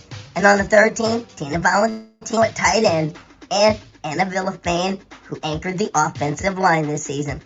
Karleigh, you didn't make the cut, but you know what? You're always an All-American with me, especially when you fill the bowl. Oh, Kirby, thank you. Love you, kitty. Love you, kitty. This week, Delaware Representative Sarah McBride, the nation's first out transgender member of Congress, had to sit down with Ezra Klein of the New York Times to discuss the trans rights movement, where it needs to go, and according to some of the notes in the interview, why it's failed. Now, whenever I hear things like that, kind of throws up a red flag. It seems that Sarah McBride in some ways has been caught up in the, shall we say, the Democratic Party meme that are over emphasis on trans people, depending on who you talk to, is the reason why the Democrats are a minority party right now. I disagree with that, but that's a different topic for a different show. One of the things she said in this hour 35-minute interview is the need for grace in our political discourse and in our body politic, and I agree with her. We could use some grace. We could use less toxicity. We could use less of the acidic, caustic rhetoric that we've seen. I agree with her on that, and here's some of the things she said about that. I think grace in politics means, one, creating room for disagreement, assuming good intentions, assuming that the people who are on the other side of an issue from you aren't automatically hateful, horrible people. I think it means creating some space for disagreement within your own coalition. I think it's a kindness that just feels so missing from our body politic and our national dialogue. And look, I saw it in the Delaware State Senate on both sides of the aisle, whether it's in Republicans in Delaware joining on to be co-sponsors on an LGBTQ panic defense bill that I was the prime sponsor of, whether it was the discourse being much kinder and more civil on a whole host of even cultural war issues. I saw that grace have the effect of lowering the temperature, removing some of the incentives to go after vulnerable people in this country, in our state. I saw it with my colleagues on the Republican side of the aisle who didn't vote for bills that were deeply personal to me, and yet we still found ways to work together. We still found ways to develop friendships. And look, I know that places more of a burden on me than it does on them, right? I know that when you're asking a marginalized person to extend grace in a conversation, you're asking much more of that marginalized person. But change making isn't always easy, and it's not always fair. And why would we expect that the extra burdens and barriers of marginalization would cease at the point of overcoming the marginalization, of creating the change necessary to eliminate prejudice and create equal opportunity in our society? Now, there's a number of places where we do part company. One of those is when she talked about the sports issue. Now, she talked about relevant considerations, but she also tried to use that as an example of her main theme, that in many ways, we've gotten ahead of the public opinion, and that's where we're getting bit. In a sense, saying that that there were a lot of things that the public wasn't ready for. Here's what she had to say on that. I think on the sports conversation, it's local control. It's allowing for individual athletic associations to make those individual determinations. And in some cases, they'll have policies that strike a right balance. In some cases, they'll have policies that are too restrictive.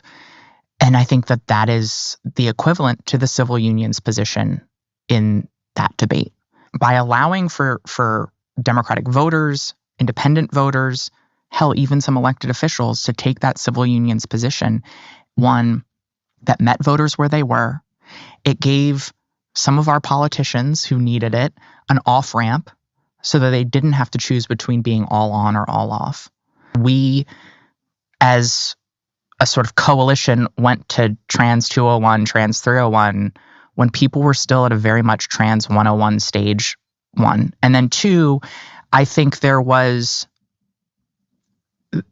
requests that people perceived as sort of cultural aggression, which then allowed the right to say, we're punishing trans people because of their actions rather than we're going after innocent bystanders. And I think some of the sort of cultural mores and norms that started to develop around inclusion of trans people were probably premature for a lot of people. We became absolutists, not just on trans rights. I think across the sort of progressive movement, we became absolutist. And we forgot that in a democracy, we have to, one, grapple with where the public authentically is and actually engage with it. And I think, we and part of this is fostered by social media. We sort of decided that we now have to say and fight for and push for every single perfect policy and cultural norm right now, regardless of whether the public is ready. And I think it misunderstands the role that politicians and frankly social movements have in maintaining proximity to public opinion, of walking people to a place. We should be ahead of public opinion, but we have to be within arm's reach. If we get too far out ahead, we lose our grip on public opinion and we can no longer bring it with us. McBride went on to talk about things such as maximalism, not meeting people where they are, et cetera, et cetera, et cetera. And this is where we definitely part company, especially on this issue. Whenever I hear those terms, I'll be the first to admit, it brings a red flag out in me.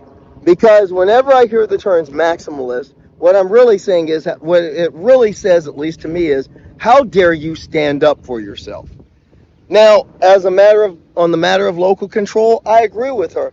But at some point, local control also and rules also has to mean, especially when we talk about fairness, that all sides in the equation get a fair shake. Now, another word she used was balance. Balance.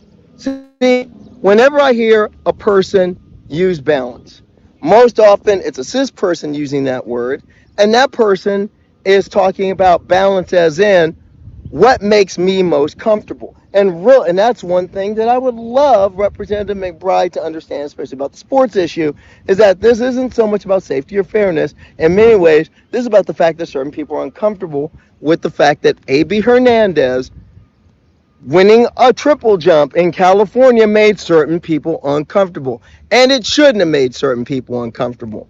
It just is what it is. She won. Now, she talked about the need for balance, which means, in many ways, an example of this, the California compromise to some, capitulation to me. You'll never get me to agree with what the CIF did, and I've been saying that for 2 shows now. You made this compromise, but the majority compromises nothing, and more is taken away from the minority. In this case, some people say, well, A.B. Hernandez, for example, gets to play. She gets to play. Actually, she doesn't. She gets to play, but she doesn't get to participate as a full member of the field. In a sense, what happened to her, and I'll say it one more time for the people in the back, it smacked of second-class citizenship. Where is the grace in that? Where is the grace of being told that if you win, you don't really win because we're going to give a gold medal to a person that you beat by 2 feet. But on the other side of the ledger, if you finish second, you got to share second, while first place, if they beat you, gets the gold medal by themselves. And you really don't get in the record books by your own merit. You are an asterisk. To me, that's a form of second-class citizenship. Also, when we talk about grace, can we talk about grace for kids? And McBride talked about this. I will give her that. She said, no, it's not about giving grace to the transphobes. It's about giving grace to imperfect allies. And I understand that to a point, but here's my question. Where were the allies speaking out when this was happening? In a time of 55.70 from East Valley of Spokane, Veronica Garcia.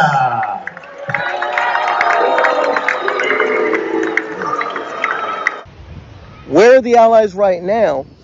In many ways, with the Skrmetti decision as well.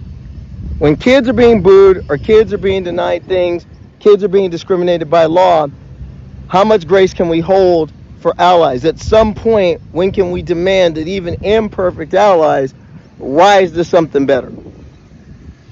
She mentioned Representative Seth Moulton. Now, Seth Moulton is imperfect, and I will say this, Representative McBride, he's not an ally. Yes, I know how he voted. But I also know one thing. My ally will not misgender me in public. My ally will not misgender me in private. And my ally will certainly not misgender me in a news interview. My kids play co-ed sports. Co-ed sports are a thing for kids, and they have been for generations. There's no problem there. But people do have an issue when you get to like the college level, for example, of trans women competing against women. Seth Moulton did when he said, I don't want boys playing with my girls. How can Seth Moulton be an ally when he doesn't see my humanity at all? and will demean me. What I said is consistent with the views of the majority of Americans, but it's shut out of the Democratic Party debate. In 2015, you were a supporter of the Equality Act. You said you were a fervent supporter of LGBT rights. How should constituents square the difference between that Seth Moulton and the remarks that we heard in the last few days? Exactly the same Seth Moulton. Why is it not supportive of people you care about to be able to talk about their issues? Well, what did you mean? Can you tell? I mean, I don't understand how on earth that's not supportive. Imperfect language is one thing. Willfully being ignorant is a completely another. What kind of grace are you giving me? And I will give McBride this. She talked about that. But when you say that, but then go back on it in the next breath, it does raise, again, it raised those red flags. And a lot of people have them about the representative from Delaware. Now, I'm not going to be one who calls her a quisling or a traitor. No, I'm not. For all her misgivings, it's good that she's there. And it's an important milestone in American history that she is there. There's no denying that. And again, not calling her a traitor or anything like that. I understand the political box she's in, the social box she's in. I get it. I get it. But at the same time, I'm not asking her to speak out every time, but at the times when it's vital to speak out, you have to do it. When a kid is getting booed at a track meet, not a bad idea to use your bullet pulpit. At the time of this Skrmetti decision, this is not necessarily the time to talk about grace. It's time to talk about what it's really about. As Hope Giselle would say, sometimes you just got to call a thing a thing. And I think that's the biggest complaint that I have about Representative McBride. In plenty of times when she's needed to call a thing in her short time as a freshman in office, she hasn't done it. And a lot of people are looking at that and wondering, where is she at? And more importantly, where is she at in regards to so many of us? Finally tonight, though, I want to get on the trans joy for a minute. I know to some people it's kind of a bad word. Some people don't like it, but me, I like finding trans joy wherever I can find it. And one of the places I find it is right here on a football field between those white lines. And it was especially joyful for me this past Saturday night. My Connecticut Ambush took on the Maine Mayhem. Now, the Maine Mayhem are a tough, hard-nosed, physical football team.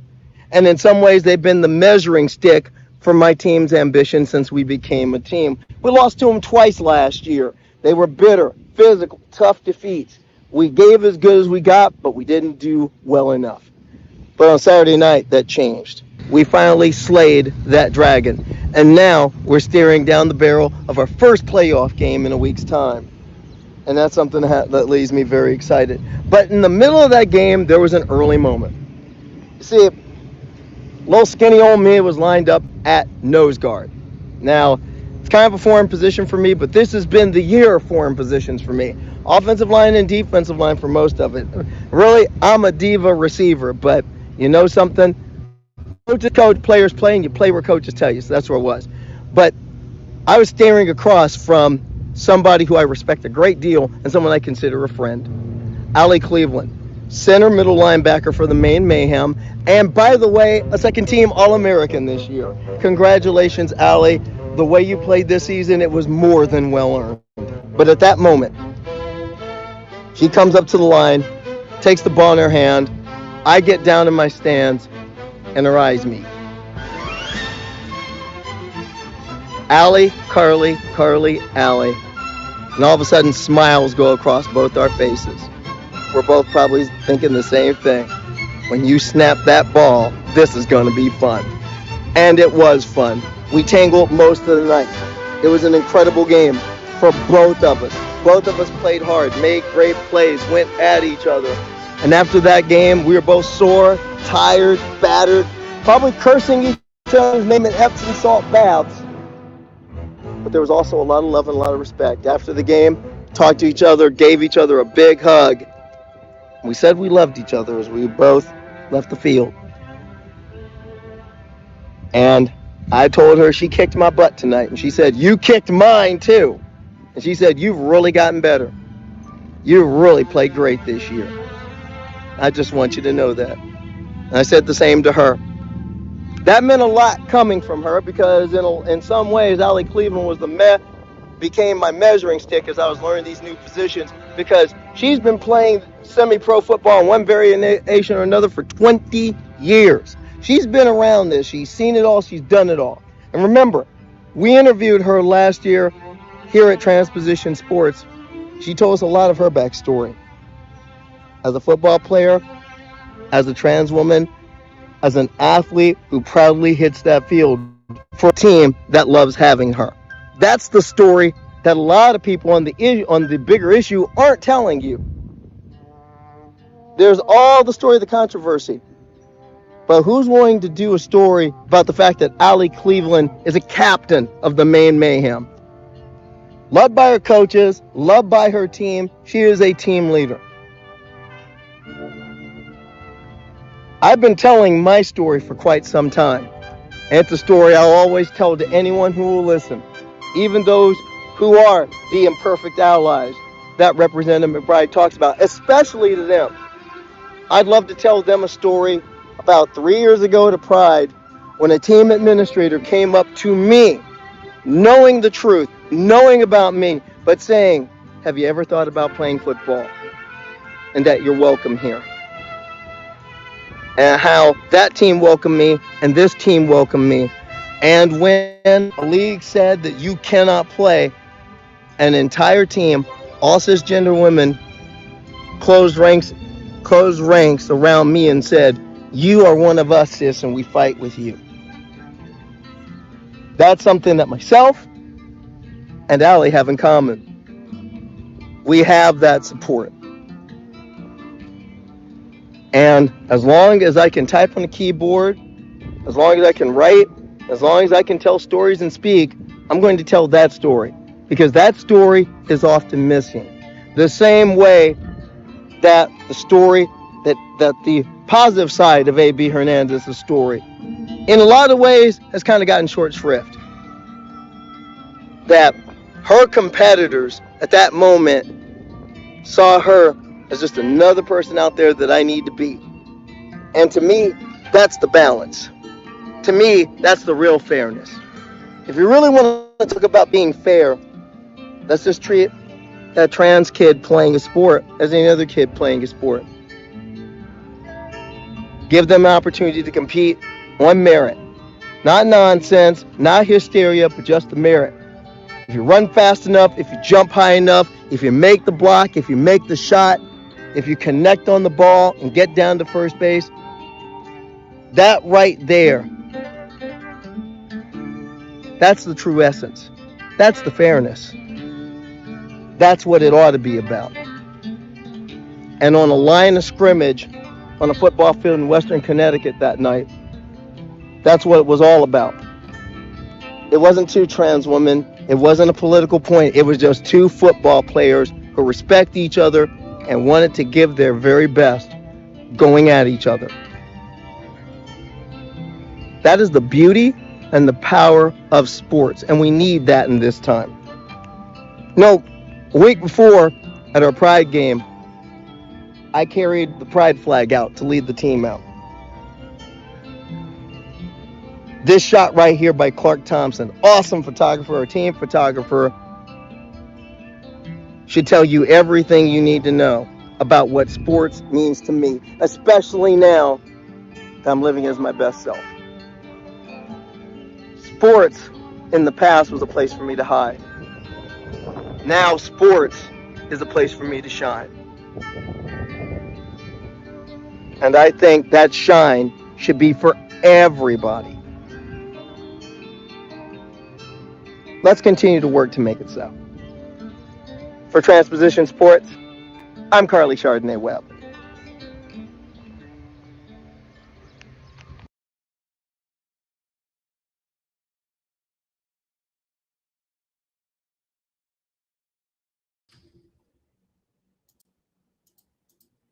All right. Dave, Hey, Karleigh, girls. that was so good, so good, so good. Because that's where I live. That's where I've lived for the past 27 years. You know, the acceptance and joy and just, hey, we're playing this game, let's make it fair. Okay? Let's make it fair. And we'll just go out and accept one another as competitors, and we'll see who does better. And the thing about sailing is it is not gendered in most places. It's been the perception has been for years and years and years that men are better sailors than women. However, scoreboard in recent years has proved that not to be the case. And scoreboard in sport really tells the tale.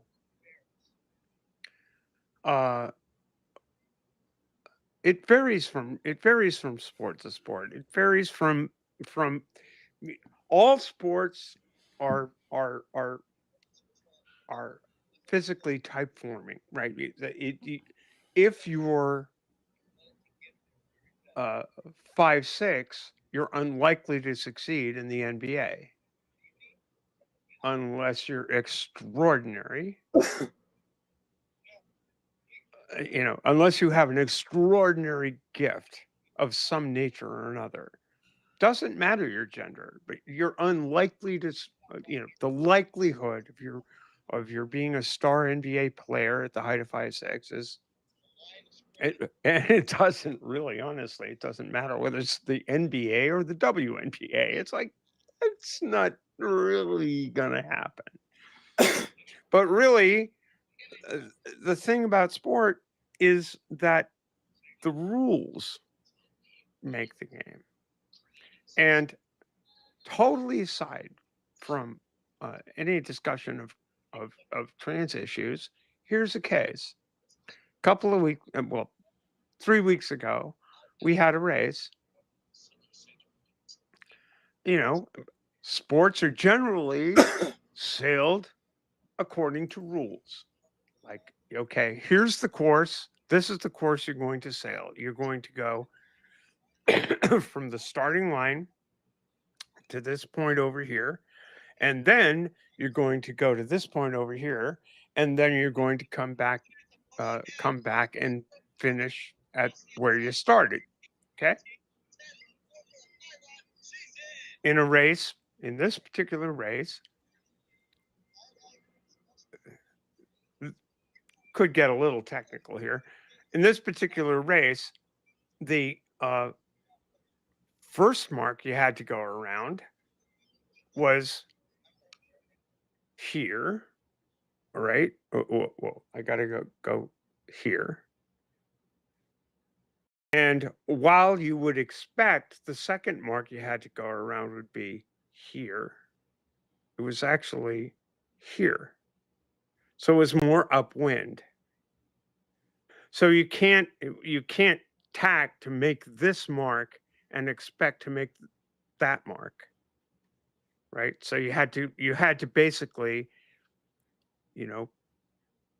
go a little bit further in order to make the mark that you were going for. So some of us did, and some people didn't. And we were among those who did, and noticed that people did not go to the second mark. And I radioed the race committee for the evening and said, we intend to protest the boats that did not sail the course, because you're supposed to sail the course, right?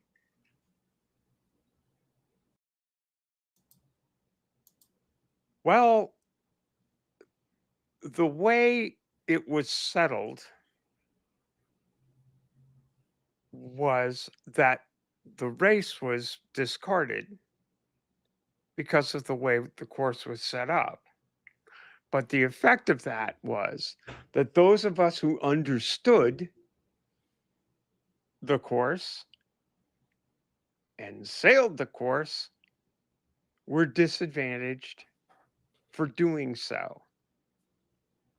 And what the race officer told me was, we're going to chalk this up as an object lesson. And I said to him,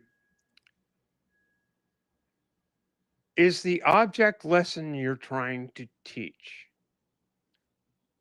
that the racing rules of sailing only apply when you think they should? Because the people that got disadvantaged by that decision are the people that followed the rules. And every single transgender athlete you have spoken of in all of your series has followed the rules. And all of us have been disadvantaged by decisions made not on the basis of the rules, but on the basis of feelings. Often liberals, progressives, etc., are accused of operating on feelings. Well, I will tell you, as someone who actually participated in a national governing body's process for trying to figure out how to equitably address the concerns of transgender athletes like myself.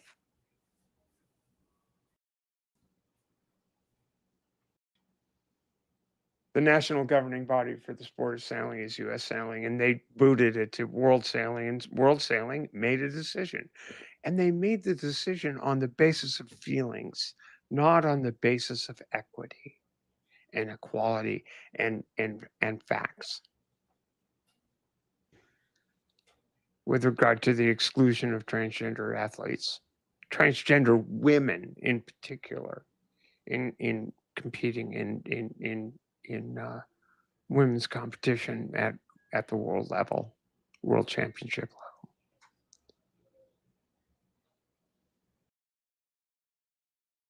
It seems to me that all of these decisions, especially in the realm of sports, are violating the terms of what sports is about, rules.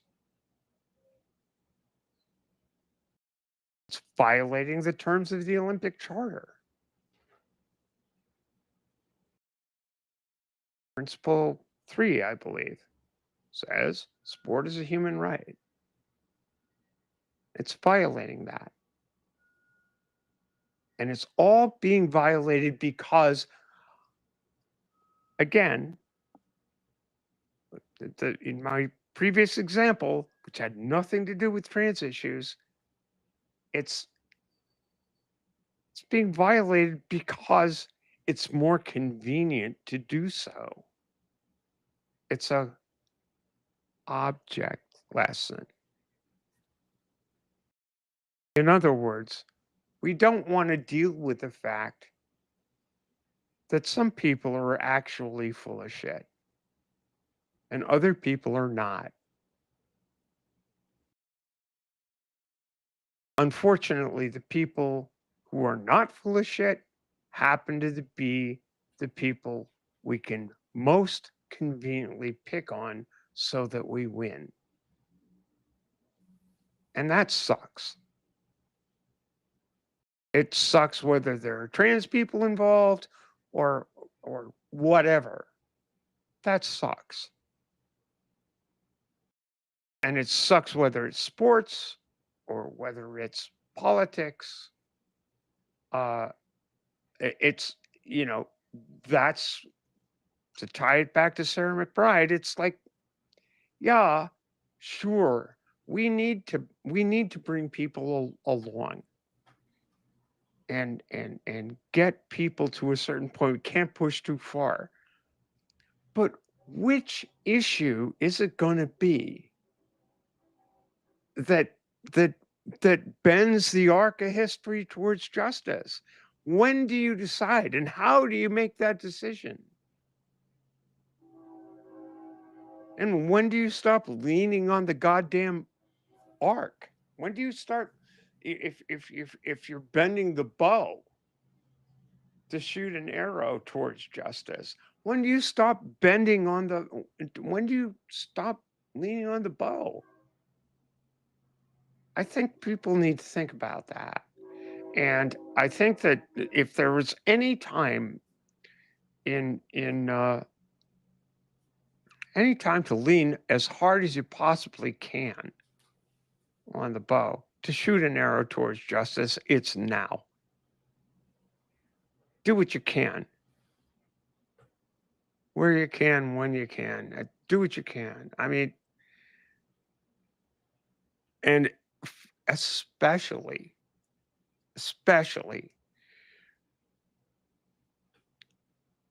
for people in marginalized communities, people who don't have the power, who are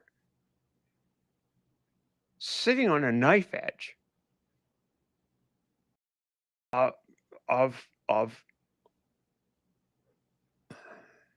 survival, to ask them to bear the burden entirely